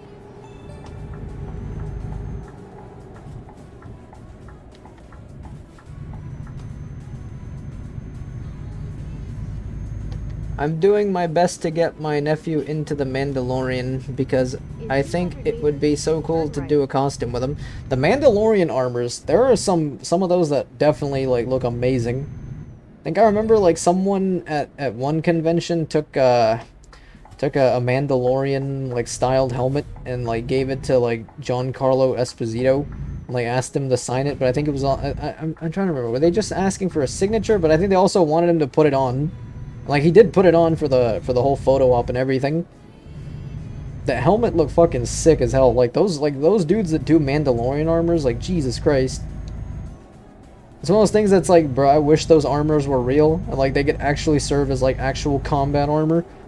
But like we haven't reached that stage yet as a society. We haven't reached the peak of technological advancement. There is no way that some Italian cop is gonna stop me out here in the middle of nowhere. Granted, I might be wrong about that, but I'm gonna take my chances and, you know, hit the gas. Floor it. I wanna get, oh god, I'm about to. Yeah, fuck it, I'm crossing the red light. I don't care. I've already crossed it. It's gonna ping twice. I did fly past the red light, but, you know, I was hoping I would stop quickly enough, but the truck did not stop fast enough. But I did my best. And I just want to get out of Italy already and go on to Hungary. Because that means I think I am like well, there's only one country in the way. I'm getting to Romania. I think. I don't have to cross through anything else, right? I think it's just Hungary and then I'm straight at Romania. Yep, Hungary and then I'm straight at Romania. I can't wait when they add the West Balkans DLC. I'm honestly way more excited for the West Balkans DLC than for the Oklahoma DLC that came out today for American Truck Simulator. Because, like I said, I don't really care much about the fact that they added Oklahoma. Like, I was excited when they added Texas. Because, like, Texas is a big deal. Not in terms of football, though, because Texas Longhorns are fucking ass compared to the Oklahoma Sooners. And I'm not a fan of either team, but I'm gonna be real with you. The Oklahoma plays infinitely better than Texas right now. Hey, Texas says they're gonna come back, but I don't think that's gonna happen anytime soon. Oh, I'm in the fuck am I? Oh, yeah, I am in Hungary. I was like, wait a minute. I thought I was like, I went like colorblind there for a sec. I thought I thought I was going into like Luxembourg or the Netherlands or something. It's like, something right with the map. But then I look and say, oh no, wait, that is the flag of Hungary. I do see the green on the bottom. Alright. I have reached Hungary. There's a big-ass castle on a mountain over there, I think. He loves Star Wars Rebels already, so I'm confident it'll happen when he's a bit older and actually able to understand what's going on. Like I remember, like like the last Halloween that happened in our area, like granted, I don't know if like kids are trick-or-treating as much today as they used to back when I was a kid. Um, but throughout the whole night, I remember like I was with my dad that night because my mom was out of the country at that time. She was overseas in another country at the time, so I was just with my dad. And like we had discussed that we were gonna get candy for trick-or-treaters in the area. So we bought like a bunch of packs of like candy, of like the little like small bite-sized ones. And we were like I remember like the whole night. I think I was streaming that night, if I remember. I don't remember. No, I wasn't streaming. That's when I tried to do my 13 Corns of Fright streams. For those of you who are new to the channel, In 200 what that meters, was, and I still need to upload what I did, because I have full like streams that I have saved on my hard drive from the like 6-7 days I was able to do of it. Like what it essentially was. Ooh, God, I'm going over the grass. I don't care. Sorry, Italian, no, Hungarian landscape. I'm driving over it. I give zero shits. There you go. Just make up for it. Just do what they do in like Russia and India. Road is road. I don't care if it's paved. I will drive over that shit. I just need to get to my destination. Those poor flowers. Don't worry. Don't worry. The Hungarian landscape will return back to normal soon. My Spanish truck, even though this is a... What? I think this is a Scania truck? Yes, Scania. I think this is supposed to be a... I feel like this is supposed to be a Swedish brand of truck. Well, my Swedish truck that came from Spain with Spanish cargo on its way to Romania, like, just defiled these Hungarian flowers, and I'm sure Viktor Orban would, like, fucking talk mad shit about me for doing such a thing, but I don't like Viktor Orban, nor do I care what he has to say. That's the president of Hungary. Not a friendly individual, but, yeah, I just ran past those flowers. I do not care. I am trying to get to Romania because I have barrels of emptiness to give to the Romanian people, because reasons. But anyways, shit, I'm trying to remember what the fuck I was saying before. It was about so the trick-or-treaters we did get, there was only like 2 kids that showed up that whole night. And the 2 kids that showed up that whole night were like together, because I think it was 2 kids that were friends, and their parents were like chatting with each other in the back, because I could see the parents from like out on the driveway, and like the kids were up at our front door, and like one kid was dressed as Goku and the other was dressed as Master Chief. Like I was this close to like telling him like, hey, it's Goku and Master Chief from Fortnite. I was this close to like telling him that, but I was just like, nah, I'm just gonna give him the candy and that's it. The best part was like one kid like actually like had like I think a plastic like pumpkin sort of thing to like take candy in. So I just put the candy in his like big plastic bucket thing, and the other kid had like this like bag, like this I'm trying to think. It was like a cloth, like big cloth bag. It looked like Santa's bag of like gifts for Christmas. Like it was this giant bag, and like, hold on, I think I might have to pull over here to like sleep a bit. I'm gonna refuel a little bit, might as well, because this is a very conveniently placed gas station. But like the kid like had his bag, and like I did ask both of them to like have their like bag and bucket ready so that way I could like dispense the candy. And like the one kid with the big ass like cloth bag, he like wasn't even bothering to like open the bag right. So I like had to like kind of stick my hand in the bag and like just get the candy in there. Otherwise it was just gonna fall onto the concrete. I was like, I am not wasting the candy and just giving it to the concrete. This is for the children, not for the concrete. Oh, it is like 12:54 a.m. Hungarian time. Well, at least the Hungarian roads are going to be empty. I hope. Yeah, there is like no... Ooh, man, this is like fucking out in the middle of nowhere. And I want to drive during the day. God damn. At least now I'm like fully well rested and like, you know, got a full tank of gas and shit, but Jesus. But like, yeah, like that kid did not even bother opening up his bag. So I'm trying to like put the candy in, and I'm like trying to politely like signal to the kid, please open the bag. I can't like I'm not fucking like Obi-Wan Kenobi. I can't just like use the force and like make the bag open. Like and the bag does not have a mind of itself to open, you know, for candy. So please help. but the kid just didn't care. I think this was the kid that was wearing the Goku costume, because the Master Chief one had the bucket. Like, the Master Chief one came prepared. As is typical of the Master Chief, he always comes prepared. You know, just like in the games. Now, it's kind of funny to me, like seeing a kid who I'm assuming was like 7, 8 years old dressed as Master Chief. Granted, because back when I was a kid, like a child's costume of like Master Chief was not a thing that existed. Like, granted, like all the Halo games were M-rated, but at the same time, like there was like fucking there was what's his face, there was Ghostface costumes for kids. So I'm not surprised that Master Chief but it was hilarious because back when I was a kid, like the T-rated Halos weren't even a thing yet. I think like back when I was a kid, the Halos that we had were Halos 1 through 3. And then obviously like when I was in high school is when we got a Halo 4, but which were all M-rated Halos. And then we get to like Halo 5, like as I'm about to finish high school, or like when I think I'd already finished high school, somewhere in between those times. I don't remember when Halo 5 came out, but like that was like the first like mainline T-rated Halo, because I'm not counting Halo Wars. I know Halo Wars was T-rated, but still, like honestly, in my personal honest opinion, as someone who's played through Halo, I think I remember like seeing a video once about how idiotic ESRB ratings are. Because I do agree that the ESRB is absolutely fucking stupid when it comes to its ratings. Like I have for many years long complained about how stupid the ESRB ratings are. Because like I get the existence of ESRB existing. For those of you who don't know what the ESRB is, it's the North American Video Game Ratings Board, or the Entertainment Software Rating Board.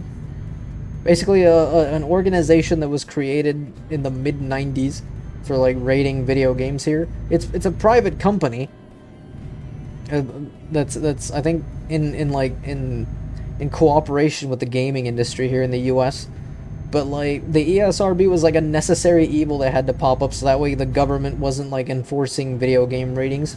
So that way we don't end up like Australia and have games just outright refused for like actual ratings and can't be like legally sold, which I find that to be a very idiotic thing about video games over in Australia. Like Australia seems like a very wonderful place with a wonderful people, but it is run by a bunch of morons.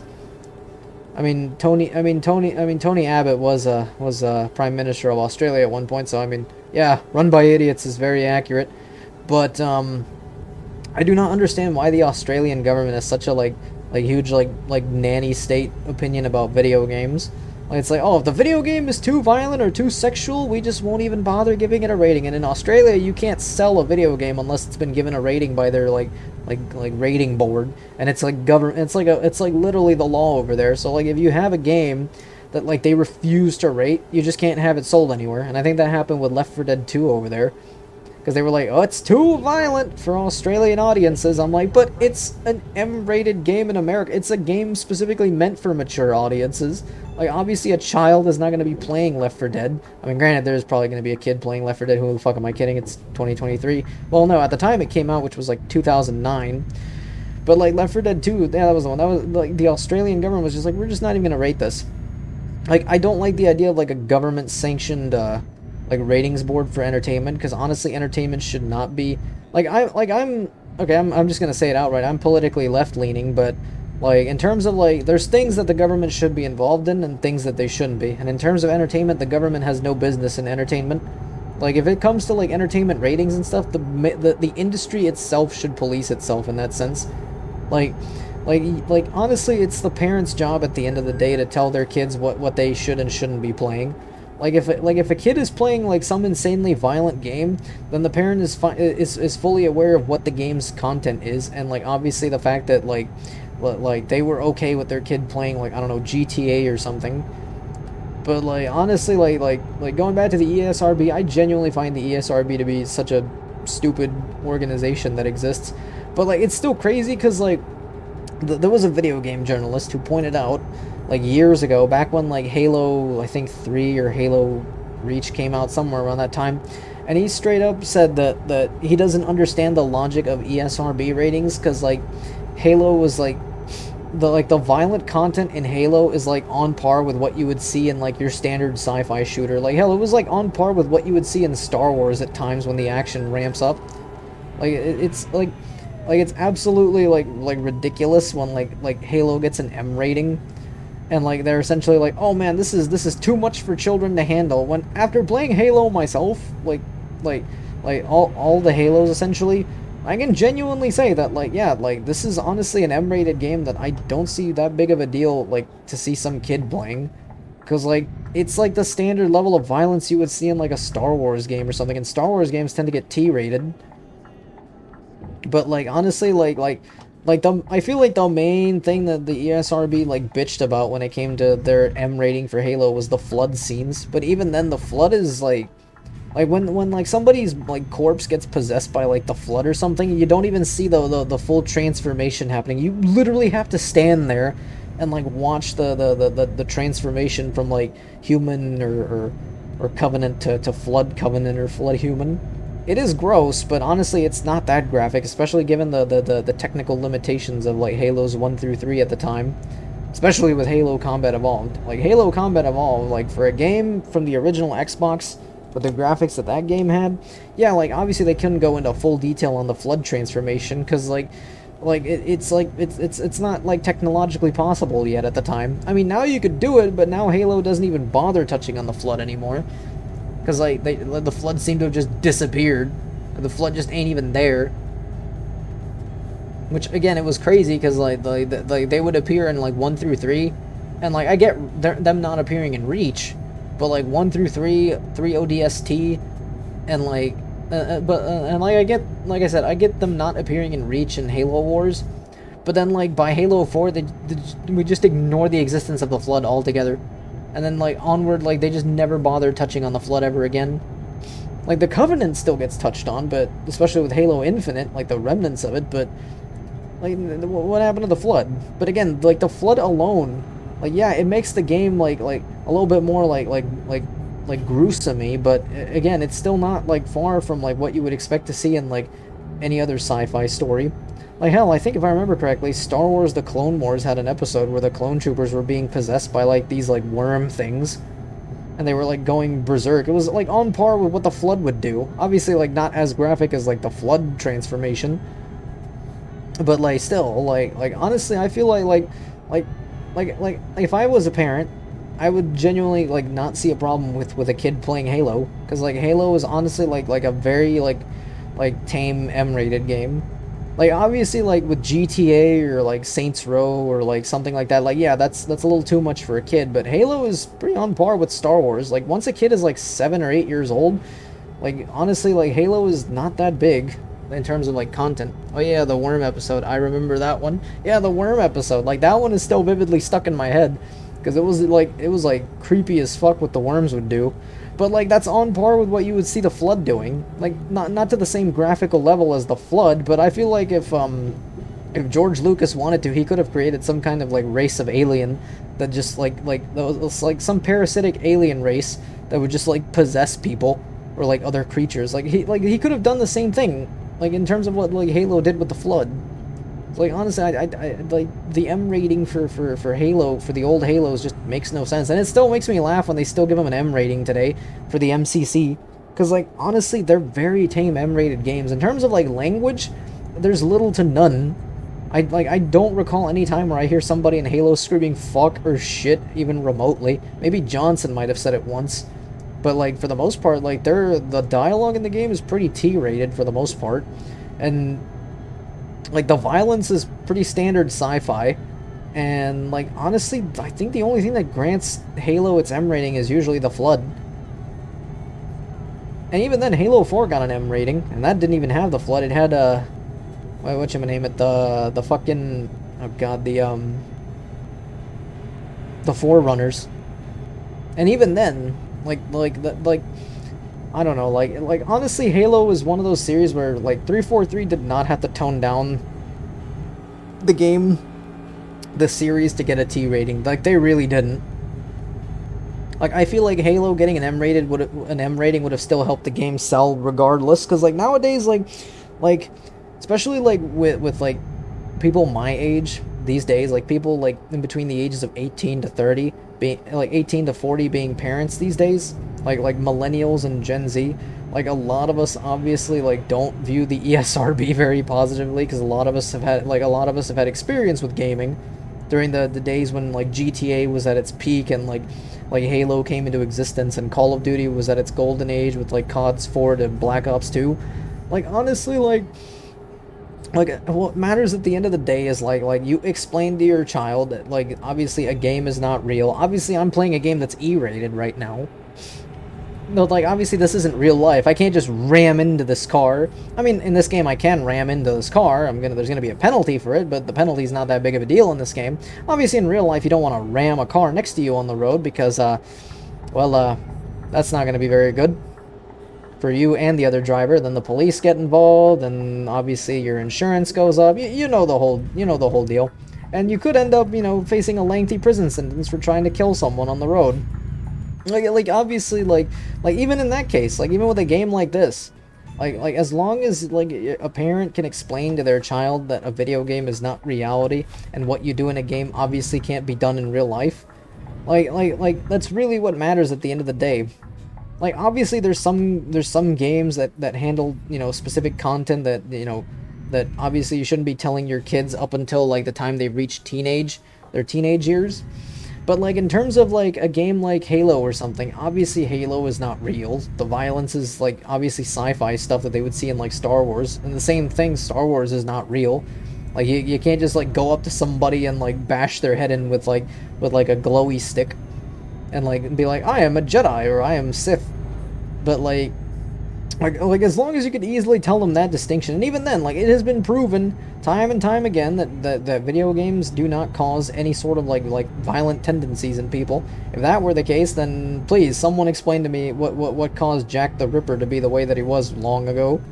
Because clearly Jack the Ripper wasn't playing video games or watching movies or TV or even listening to the radio, because the radio hadn't even been invented yet when Jack the Ripper was murdering people in London back in like, what was it, like the 1800s or something.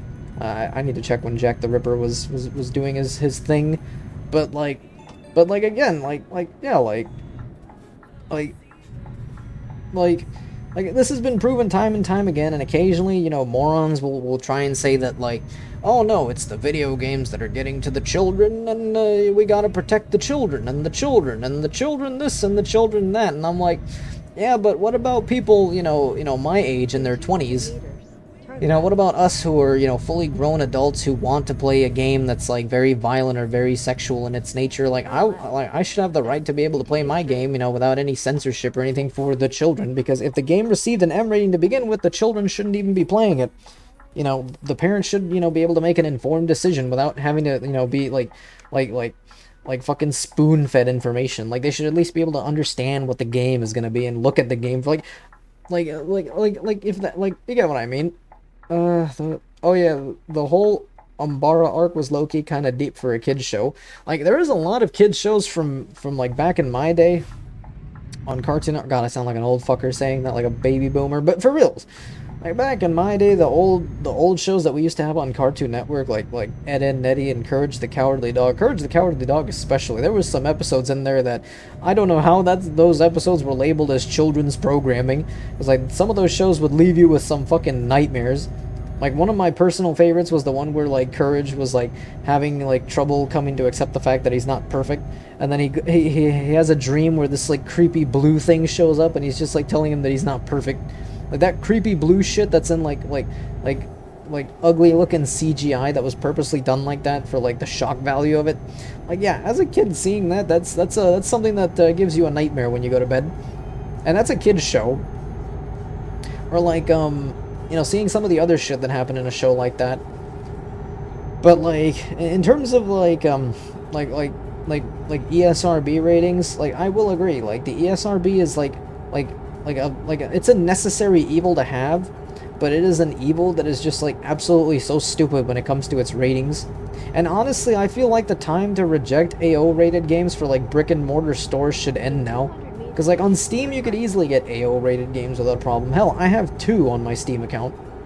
One of them is Hatred, which anyone who doesn't know what Hatred is, it's a game where you're this like psychopath that like goes on like a massive killing rampage throughout like a city, and then the game ends with you going to a nuclear power plant and like having the reactor go on a meltdown, and then essentially you nuke the entire city and murdered everybody. Like, it is the edgiest shit I've ever seen. I mean, the protagonist starts off the game with like my name is not important. What is important is what I'm going to do. I absolutely hate this world and the human worms that feast on its carcass. Like, this dude like is the epitome of like edgelord to the max. This dude comes out with like loading his guns and shit, and like he's saying that he wants to die violently, and today is the day or some shit, and he goes outside of his house and just wreaks havoc on the whole place. Like, it's like to me the game is like hilarious because of how stupidly edgy the protagonist is. And like, obviously on Steam there's a workshop enabled for it. The workshop is enabled for it on Steam, so you could like install mods that like give you like fancy rainbow colors or like change your character into something else. Like, it's like an AO rated game that's like insanely violent, but at the same time, like someone pointed out in a video I once saw, like the content in Hatred is honestly like on par with the content you would have expected to find in like the first Postal, or even in Postal 2, which you have a first person view of things. Like in Postal 2, I remember like you could take an AR-15, I think it was an M16, I'm not exactly sure, but it was basically like an AR-15 M16 style assault rifle. And you could like basically take a cat and like shove the barrel of the gun through the cat's asshole and use the cat as a silencer as you're shooting up a mall in Postal 2, because you went to the mall to get an autograph by Gary Coleman. I vividly remember that mission when I played Postal 2. It was an insanely goofy game, but like some of the violent shit you could do in Postal 2 is like honestly not far from the violent shit you could do in Hatred. Now, the other AO rated game I own, this one's a little different. This is an AO, like usually the AO rated games that, I'm gonna ignore that I hit that guy. That didn't happen. Just pretend that didn't happen. So anyways, the other AO rated game I'm aware of that I own, oh shit, that's wild, that poor cat. Oh, like I vividly remember when like I saw that like you could take cats in Postal 2 and like use them as like silencers for your gun. Specifically for your assault rifle, and I think your shotgun is the other thing. The wild thing is like when you shoot the gun with the cat on the end of the barrel, it's hilarious because like the cat like takes like I think in terms of shotgun blasts, I think it's like 3 to 4 until the cat like explodes. With the assault rifle, I think it's like almost like half of a magazine until the cat like explodes off. Like, it's some gory shit. I mean, that doesn't even combine with the fact that everything is oh, thank you, Romanian border police. I forget that Romania is not part of the EU, so you have to like present immigration documents when coming in from the EU into Romania. It's actually a nice detail that this game has that. Like, it makes you go through a border crossing and checkpoint and everything.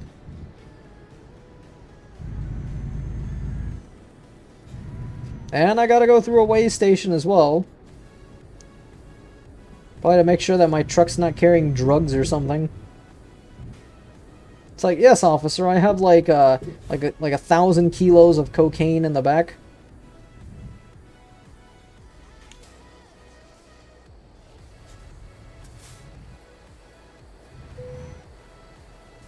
Oh, thank you. That low-key makes me want to go tell my cat I love her. Like obviously, like I love animals. Obviously, I can't imagine someone doing something like that to an animal in real life. But like in the case of Postal, like obviously like it's a video game, so like what you do in the game is not real. I mean, hell, when you kill somebody in Postal, you could like set them on fire. Then after you've set them on fire and they've died, you could literally like unzip your pants and piss on them. That is literally something that I remember when I discovered that in Postal 2. Like it was like the wildest of shit like I've ever seen in a game. Like the game did everything it honestly could to be as like edgy as possible and like very dark in its humor. And like it succeeded. Like, I'm not gonna lie, the game is fun. Like compared to Hatred, it gets very boring after a while of playing it because it's the same shit over and over again. Like the same repetitive gameplay.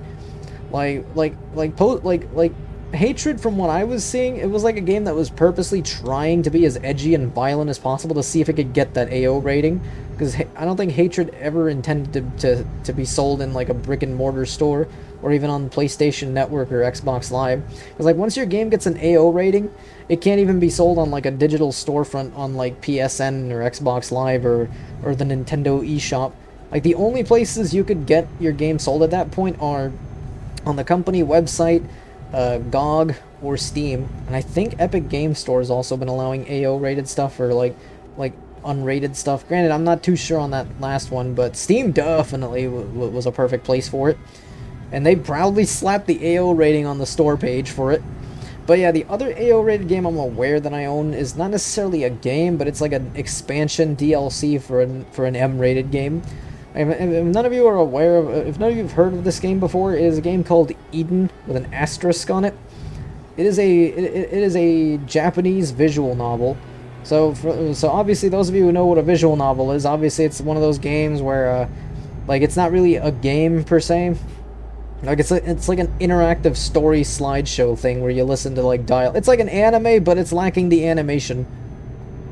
It's just like dialogue, subtitles, and you just sit there and like go through each slide. They're not bad. It's like reading a book, but obviously like I kind of do agree with like a G-Man video I once saw where he literally said that visual novels are not games.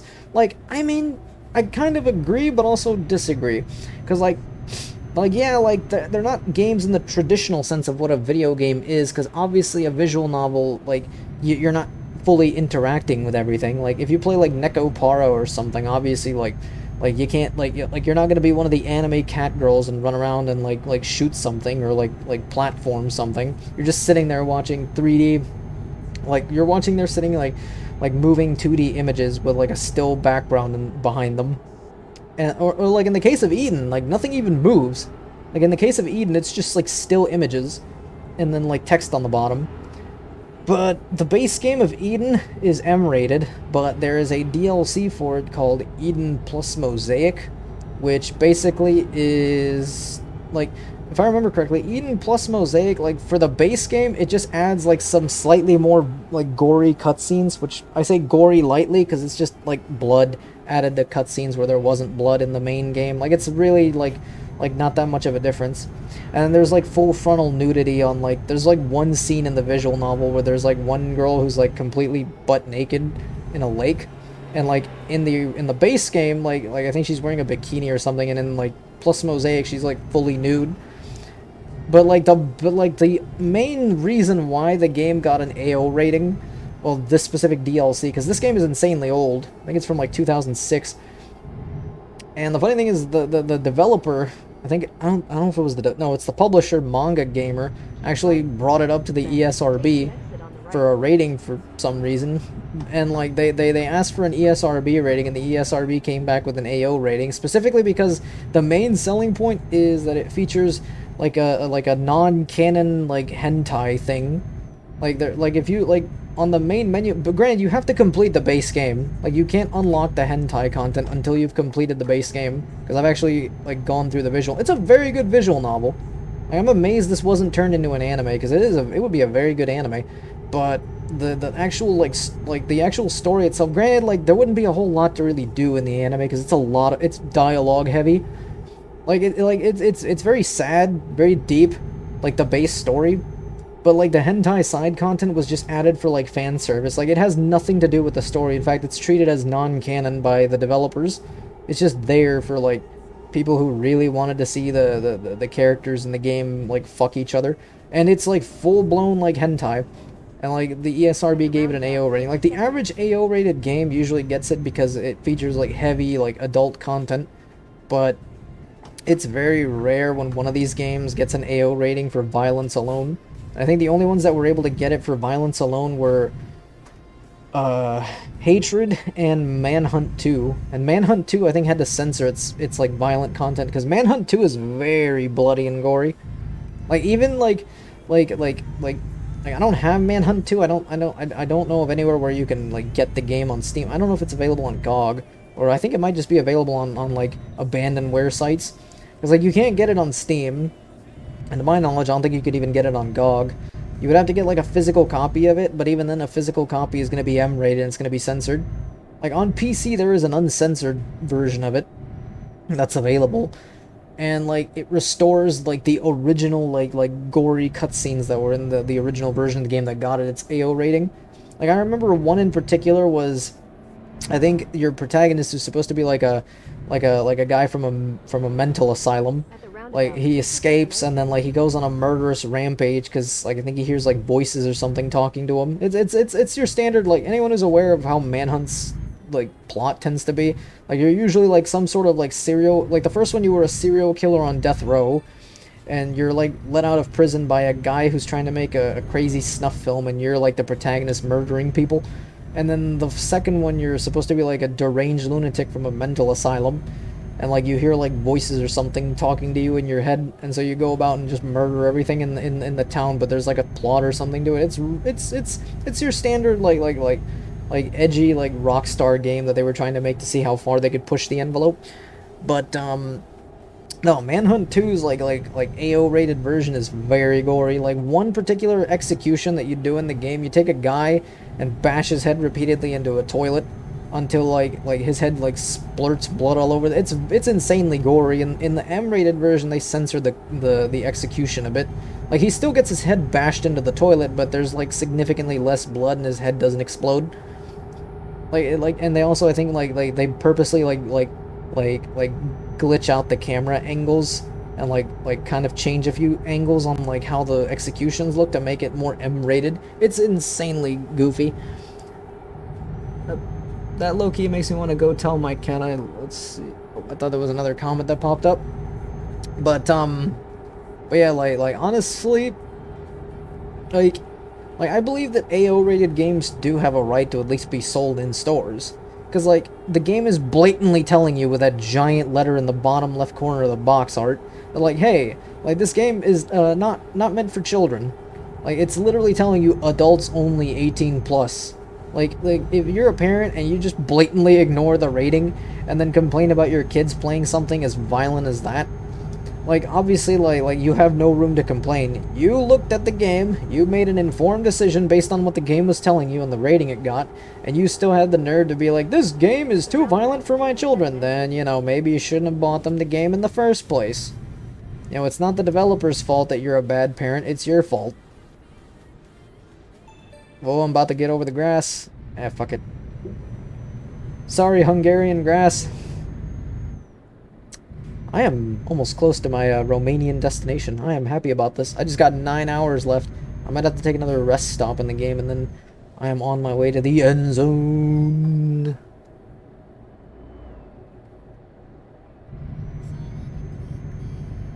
I think the light texture just glitched.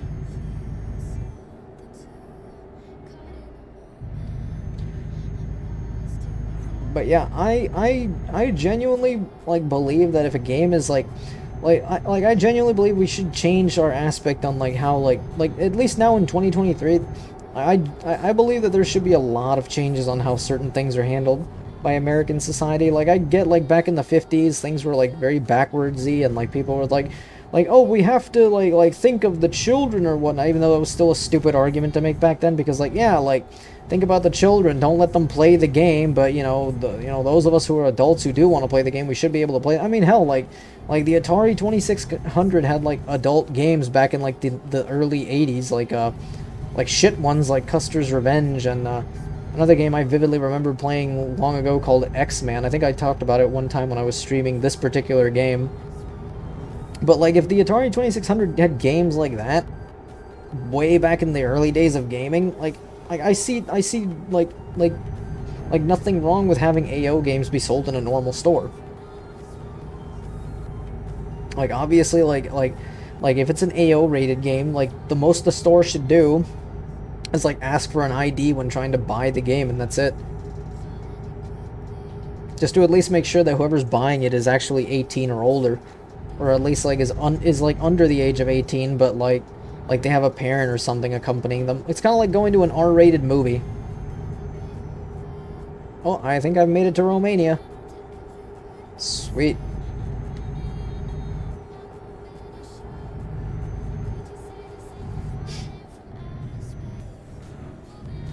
think I've got 534 kilometers left until I reach my destination, which is, fuck, what the hell was my destination? Galati. Once I reach Galati, I am fully set. I can finally, unload these barrels, and, the Romanian people can celebrate with their, empty barrels. But yeah, like, aside from, like the ESRB ratings allowing AO games to be sold in stores, because, like, I mean, you could sell it on Steam without a problem. Like, Valve doesn't give two shits that they have AO-rated games. Valve is honestly a little weird when it comes to like, adult content. I remember, like, there was a time where, like, Valve just was fully okay with allowing full-blown hentai games on Steam without ever giving much of a fuck about what was being added on Steam. And then at one point, I think it was when credit card companies were getting a little whiny about having adult content on Steam, then Valve had to, like, go on, like, a crusade against them. That's also why, I think Evenical 2 didn't get released on Steam, yet a demo for it is available on Steam. Like, if you want, like, because I have the first Evenical on Steam, but the second one, I have it too, but I had to get it off of a site that sells Japanese visual novels translated to English. I think it was called JAST or something, or JAST.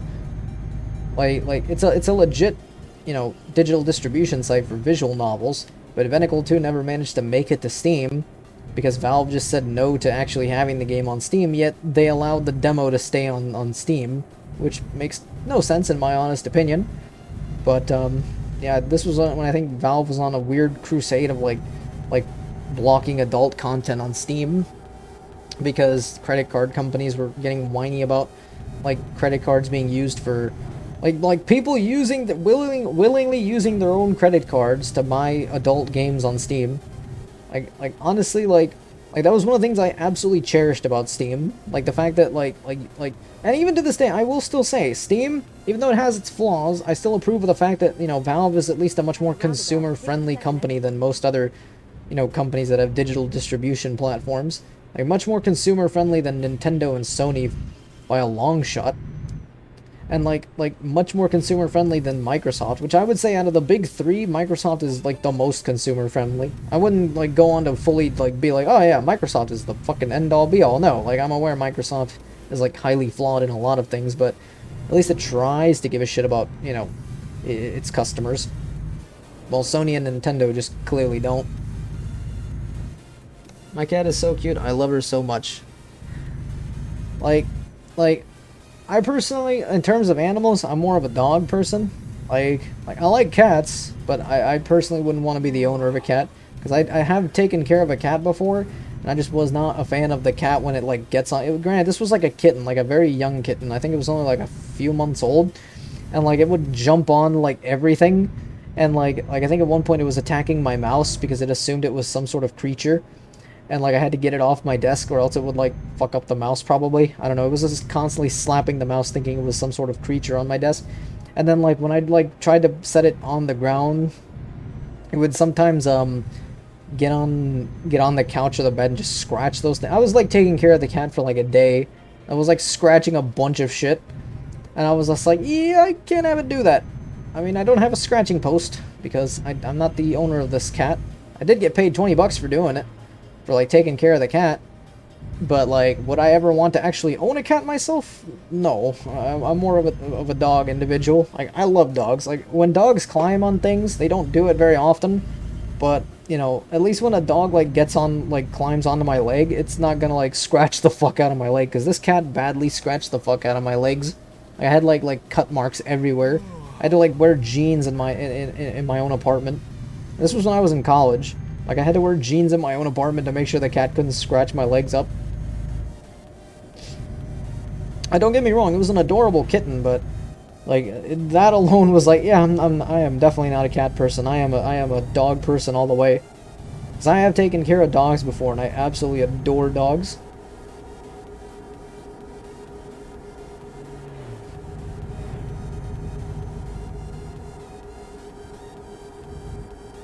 You know, I just realized something I forgot to do. I completely forgot to change the background music. I mean, it doesn't matter now because I'm about to finish this job.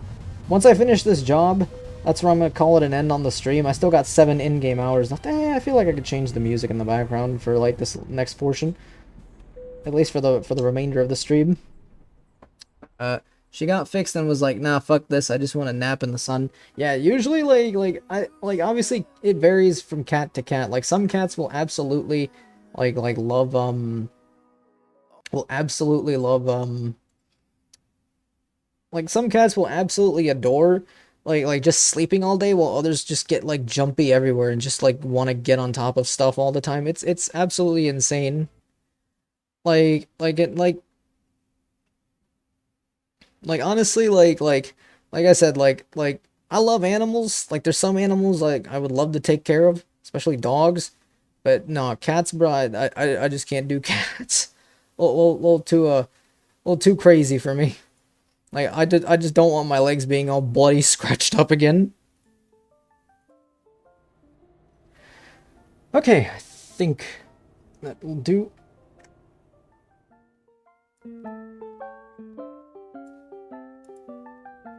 I think the music is not. I had to like raise the volume on it because this was like a completely different thing. If the music is like insanely overpowering, yeah, it's not overpowering.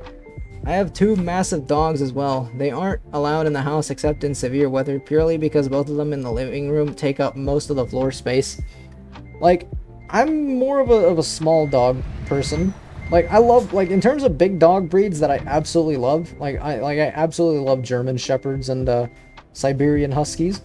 Like, those 2 are my personal favorites, because like they just scream good dog from the moment you see them. Like, there's a reason why like military personnel and law enforcement use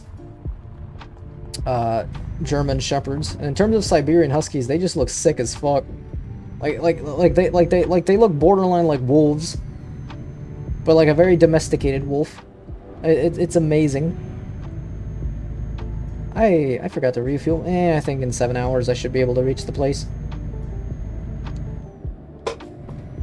We had a small dog. She chased the Google car once and got caught on Google Maps.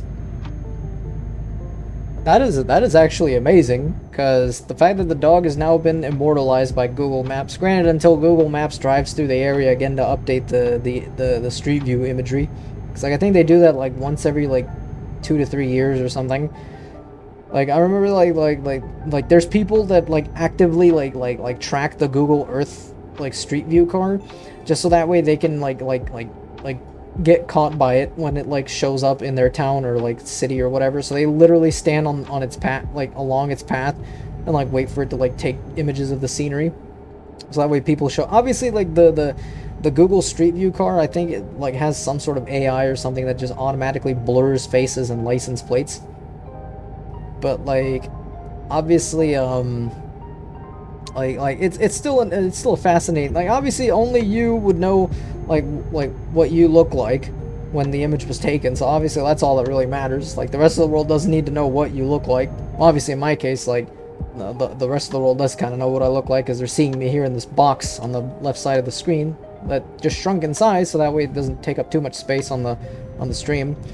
But yeah, I'm really hoping that my idea with this like ends up being a good one, because like I really like I'm trying to like work around the interface on my streams. Ooh god, this is a weird fucking thing out here. What the hell is going on here?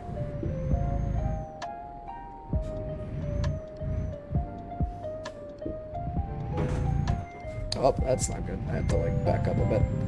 I am like out in the middle of some. Please don't tell me that bush is solid. Like, do not tell me that that is a solid bush that I cannot drive through. That is a solid bush that I cannot drive through. That is fucking insane. Come on, push, push, push. You will get back onto the main road as long as the stupid trucks don't get in my way. That is insanely stupid that bushes in this game are solid. And Lacey is a fat-ass black lab pit mix. No idea why she's that chunky, but good for her, I guess. She's sweet too, but lol, she's heavy. Like, in terms of big dogs, I remember like I'm trying to remember what breed of dog it was, but there was this breed of dog that was like the size of like a small bear. Like absolutely looks like a beautiful dog. Like he's like a thick coat of fur and everything. But like I'm aware of like people that like explain that that particular breed is like quite a chore to take care of, but is a big boy. He's like I think the size of like a small bear cub. I let them both lay in my lap when we had a nasty snowstorm. Like in terms of like I personally have not like in my house we haven't had a dog, but we've taken care of dogs before, and like I would say like from my experience between dogs and cats, I would genuinely say I'm more of on the dog side of things.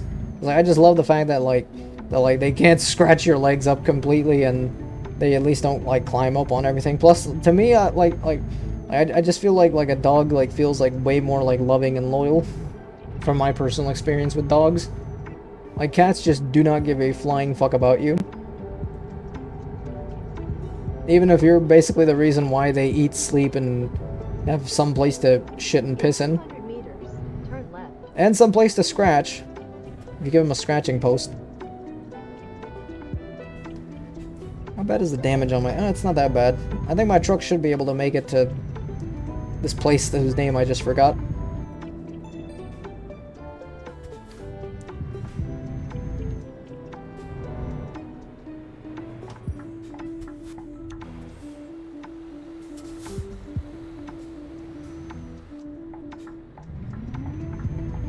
I can't believe the bushes in this game are still made of like solid wall. Like solid metal bush that you cannot pass through.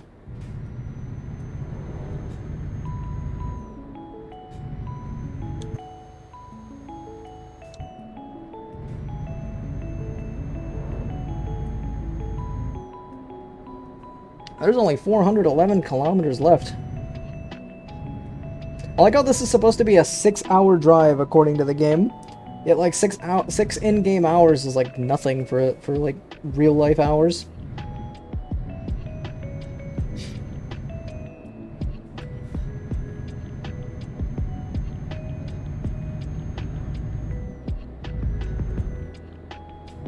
I will say, I am absolutely amazed that this game genuinely does bring in new followers and viewers to the channel. And I absolutely, that's one of the things that, like I said earlier, this is one of the reasons why I definitely wanted to stream this game again. Because I enjoy playing the game. Obviously, like, American and Euro Truck Sim 2 are like games that, like, you don't want to play every single day unless you really enjoy, like trucking.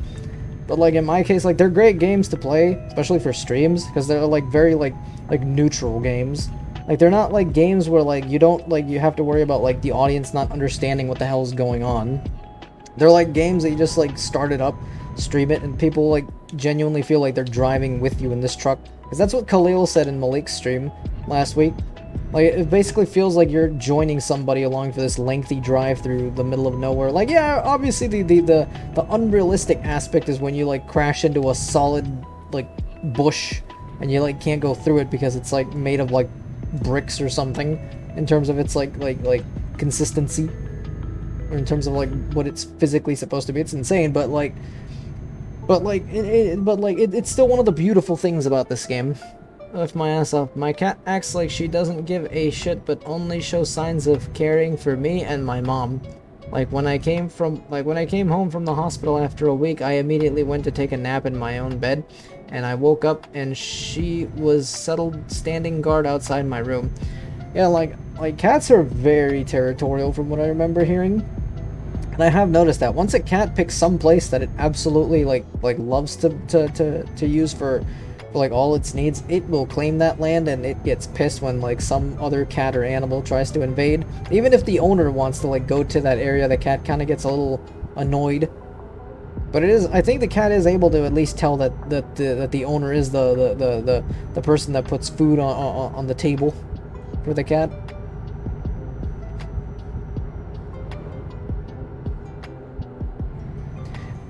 By the way, for anyone new to the channel, I mention this a lot, especially when I stream this game, because like I said, a lot of new viewers tend to come whenever I play any of the truck sims.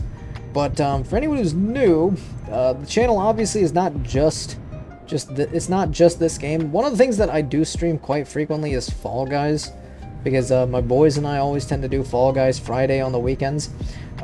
We are hoping to have Among Us again this weekend.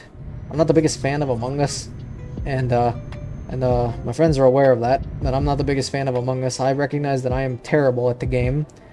I'm not very good at being imposter. I'm in terms of like actually like being a crewmate and actually like being able to deduce who did what. I feel like that's much more up my alley than trying to be the imposter. Like, meanwhile at Fall Guys, I'm much better at Fall Guys. Obviously, the thing that I recognize as my strong suit is shooters, because like I'm a big COD fanboy. Like, obviously, like I'm aware that COD has quite a significant amount of flaws, but you know, I'm still a big fan of the series. Of course, I'm genuinely not really looking forward to the next Modern Warfare, the new Modern Warfare 3. It's so weird that I have to be like Modern Warfare 2019, the new Modern Warfare 2, and the new Modern Warfare 3. To me personally, I'm still vividly living in the time of like Modern Warfare, COD 4, Modern Warfare 2, and Modern Warfare 3, the old ones, the classics. But yeah, like I do want to stream Cold War multiplayer, because I did stream Cold War before. I specifically streamed the campaign, but I didn't stream the whole campaign. I just streamed like a chunk of the campaign just for the sake of streaming it. But I do want to stream the multiplayer, because the multiplayer for Cold War I am definitely very well seasoned in, because I definitely have a lot of experience with Cold War's multiplayer. Because it's my favorite one of the entire of the entire Warzone Caldera CODs. Not genuinely hurting him, but like those hey fuck off hits. Like with cats, usually what I did with the kitten to get it off was I just usually like picked it up and put it on the ground. That's usually my way. Like if the cat like tried to like run away, I would try to like. I remember one time when like I was given the cat to take care of it for the day. The cat tried to run away because like it slipped out of my hands, and like the cat like quickly like landed onto its feet and like tried to run off at like light speed. Fortunately, like none of the doors that led to the outside of the apartment complex where I was at in college, like the cat was able to escape at all. So I was able to like grab it when it was like cornered. And like I brought it back into my apartment to take care of it for the day. But while I was like holding onto the cat, it was like scratching on my arm and my hand, and it was not a pleasant experience. It kind of felt like grabbing onto a cactus, but like a not so thorny cactus. But the thorns had minds of their own and like could stab into you. Not genuinely. Let's see. But yeah, like in terms of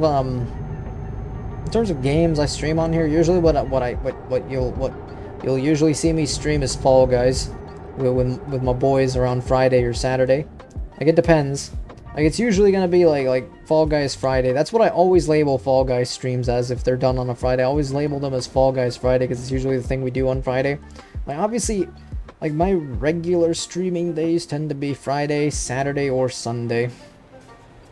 I obviously, like, it depends on what my schedule has during the day or if I am able to actually stream or not, but Friday through Sunday is usually when I tend to stream. The reason why I'm streaming today is because American and Euro Truck Sim are, like good games to stream during the week, I feel, and, like, at least, like, when I've streamed these games during the weekdays, like, they tend to get, like, a good bit of attention during that time, so that's why I tried to stream a game like this during the week.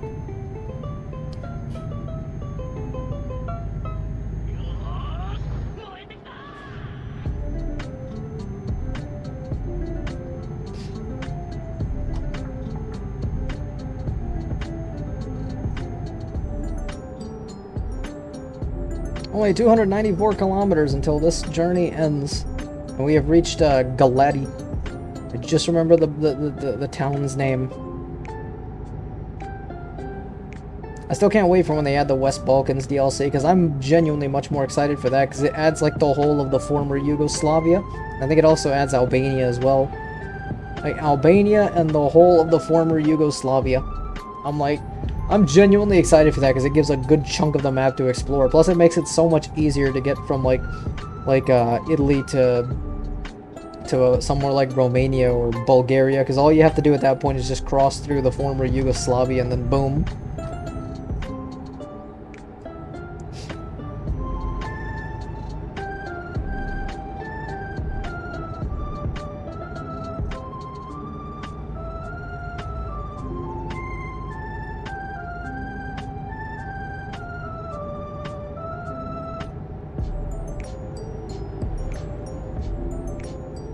I can go up to 100 on this road. That's insane.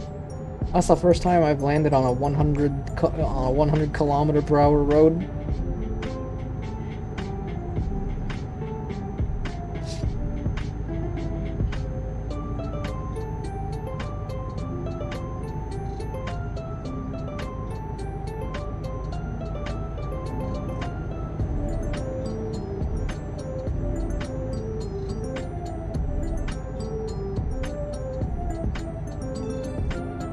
Oh, I have to beat out this truck? I don't think I'm gonna beat it out.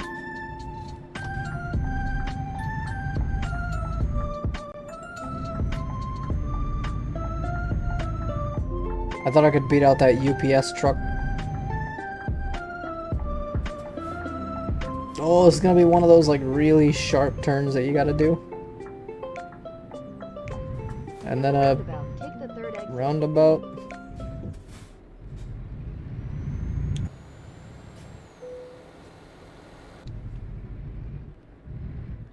Thank God the cargo was empty barrels, because this would have been bad if I had like some explosive or corrosive shit.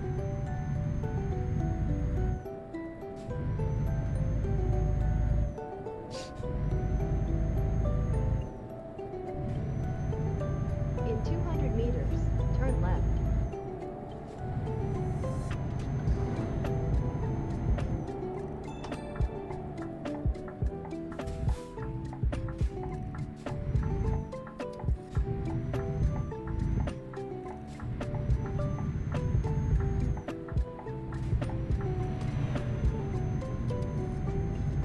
I think I might have to do one more quick refuel before I can continue onward to my destination. Like I think the gas tank says I have 149 kilometers left, but I still have 227 to go. At the roundabout. So that detour I had to take in Spain earlier, that was a pain in the ass. But at least I didn't have to take another one at any time soon. It was just that one and that was it.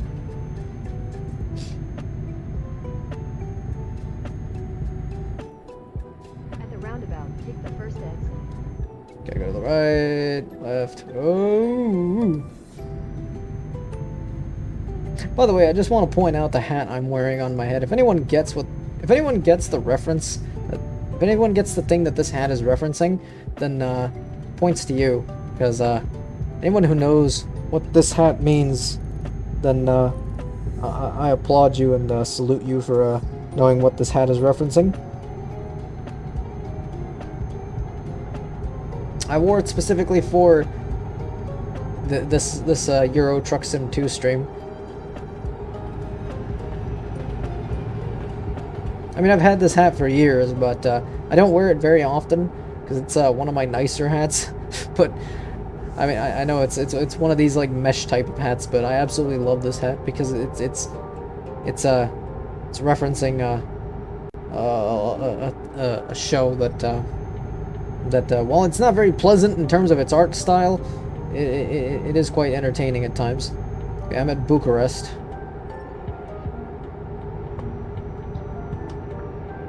I'm at the capital city.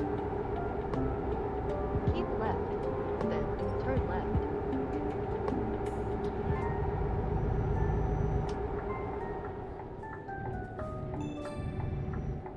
Okay, and then take a left here.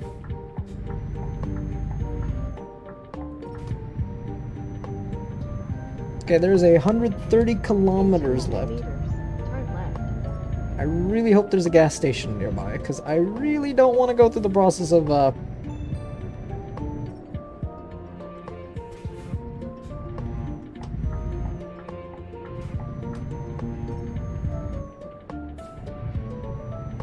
almost there.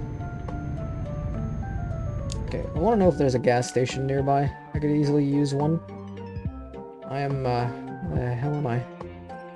I'm here. Okay, good. I'm almost at Galati. The nearest gas station is... I feel like that's within the range. I hope so. I like how there's no gas stations on the right side of the road up until, like, I'm past Galati. That's so fucking stupid. Navigation. I'm gonna have to, like, do a weird, like, circle-y turn thing to get to a gas station. I feel like my tank will at least last until I get to this next station. I do that weird maneuver, but, you know. It'll be fine. If I run out of gas, I hope to run out of gas, like, right as soon as I reach the place. Is this a cop? Oh, it is a cop. Well, thank God I'm, Oh, thought I did. Well, thank God I can't go faster than, 50 right now. And thank God I'm behind the cop, so he can't even see that I'm going, well, above 50. Cops in this game get really picky when you go slightly above the limit. Almost there. Almost there, almost there, almost there. I'm like, probably like I'm like on this cop right now. I'm like bumper to bumper.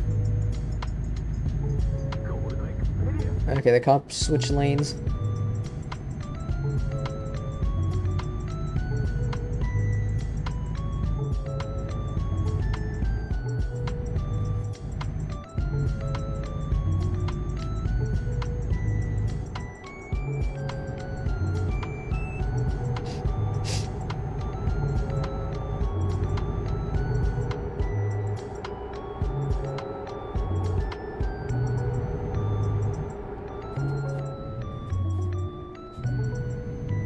Almost there.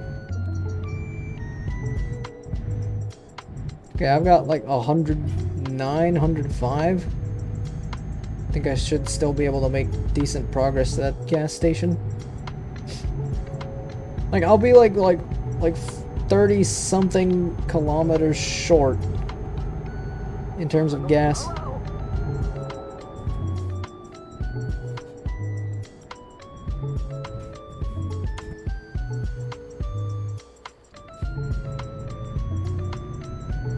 Okay.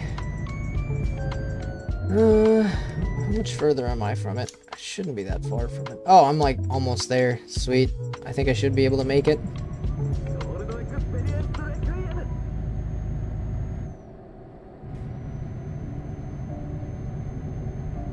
At the roundabout, take the second exit. Of course, the bus is going on the same path I am. Only thing I never do when I go through these roundabouts is signal. Because I genuinely don't know how to signal through a roundabout. I mean, granted, like, I did learn it at some point. From when I had to take my, like my written driving test. Like the test. Like the the non-practical portion of it. But, I vividly do not remember that. Because I vividly don't remember the roundabout rules, because we have little to none in terms of roundabouts here in Florida. And to be fair, nobody, including the cops, knows how to actually drive on those things.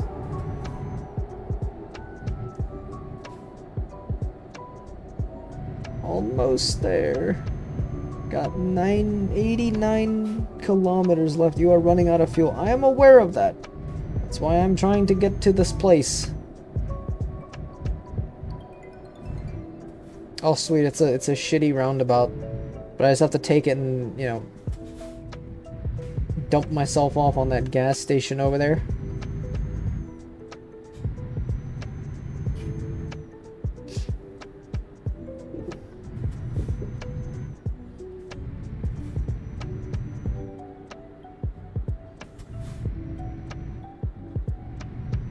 Getting there.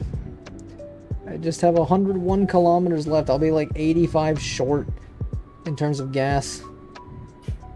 I'm like 84.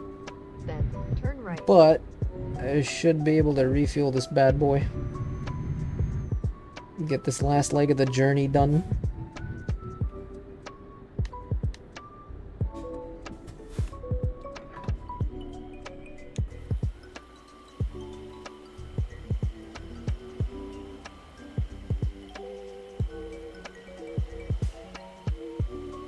My driver looks like he's having a fun time in there.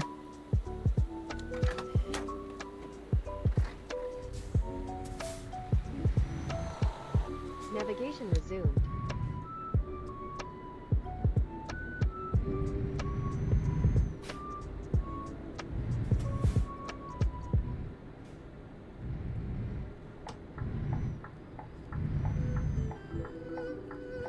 Keep right. Then. Yeah, I wasn't gonna do that whole maneuver. I was just gonna fucking do an illegal turn and just get back onto my route. I was not about to like go back and then do all that other shit. I need to take that marker off so that way I can focus again on my path. Oh, I think the marker is gone. There you go. Navigation resumed. Okay, got an hour and 38 minutes in game left, so I still have well, I have like a very tiny journey left, but I'm almost there.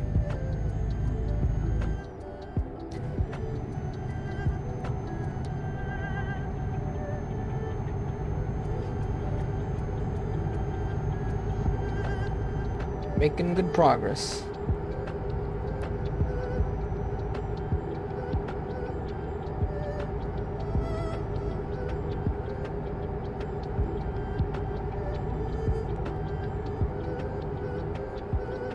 Thought I saw something.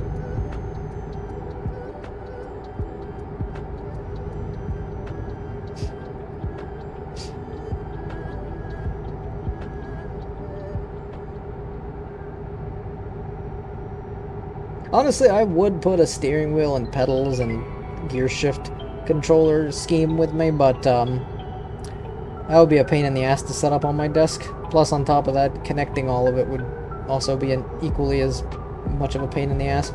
Plus, I'm fine with a controller, it's not a big deal. Because I know some people have asked that before in the past.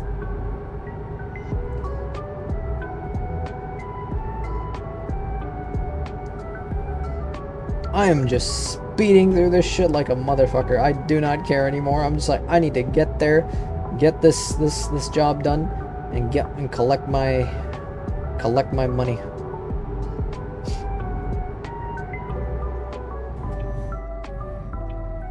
I have no. Oh, that's a truck. I thought that was a cop. I was like, oh god, no. I have to admit though, there's barely any cops in Romania in this game. It's fantastic for me.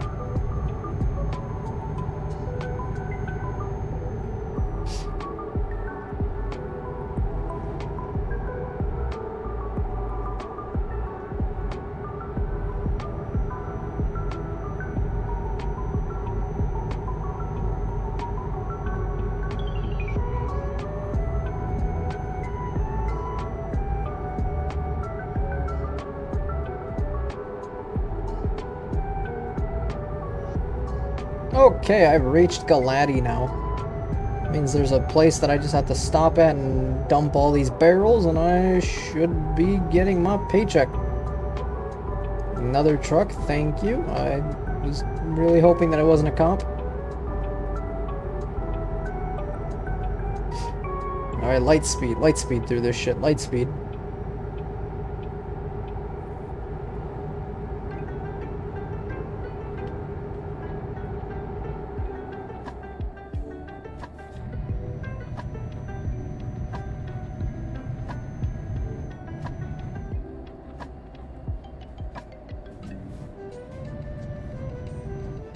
Yeah, I don't have time for this guy. I'm just gonna like not signal and just go right. Deuces. I got time for this patience shit. I have barrels to deliver, son. Keep left. Then turn left. Keep left and then turn left. Oh, I see. Oh, thank God there's not a light here. I could just turn.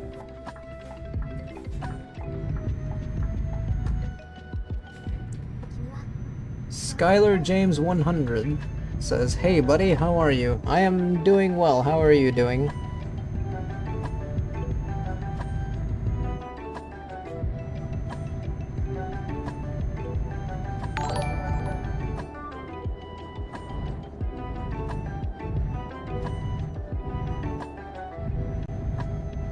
I think someone just followed. Oh, there it is.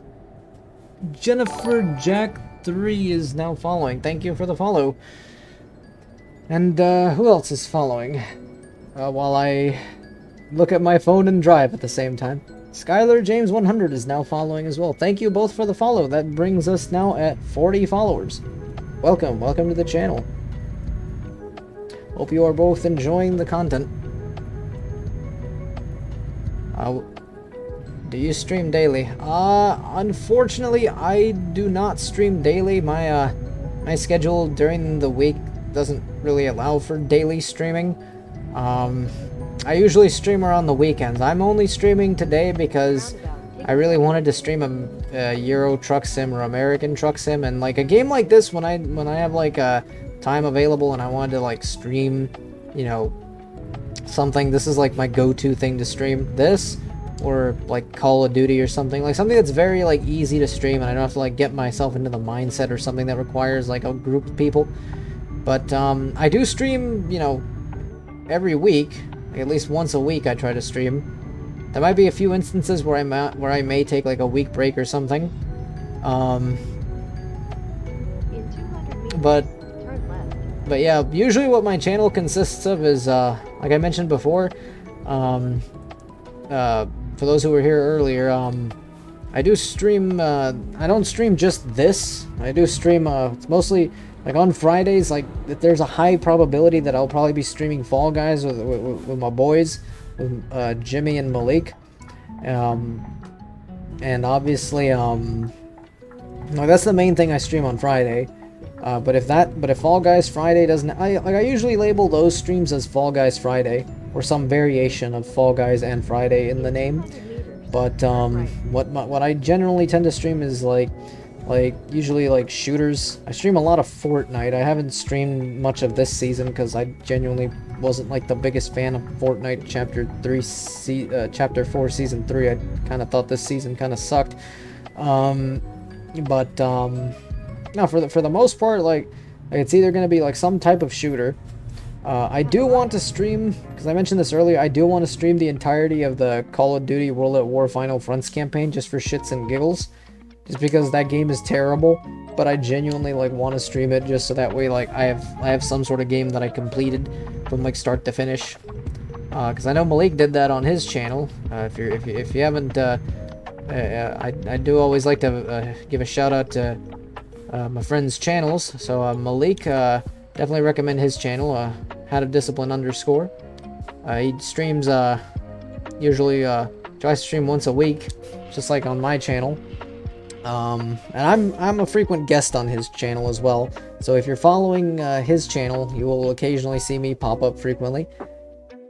And there we go. That completes that level 12. Perfect. That is a job well done. Can I take ADR training? Oh, toxic gases. Sweet. I can do that too. Alright. So, let's see here. I think you should upgrade your channel. I have many amazing ideas for your channel. It will increase your followers and viewers. Are you one of those folks who's advertising channel banners? Because I've gotten like quite a lot of those. I just off the top, I'm not interested. I can make my own banners. I've done that. I've done that myself. I mean, the banner and everything on my channel are usually like stuff I've made. And my own like profile picture is a channel logo that I've made on my own. So I'm not really in need of channel banners or anything, or like fancy video stuff and whatever to put. I can easily like do that on my own. But thank you, if that's what you're offering.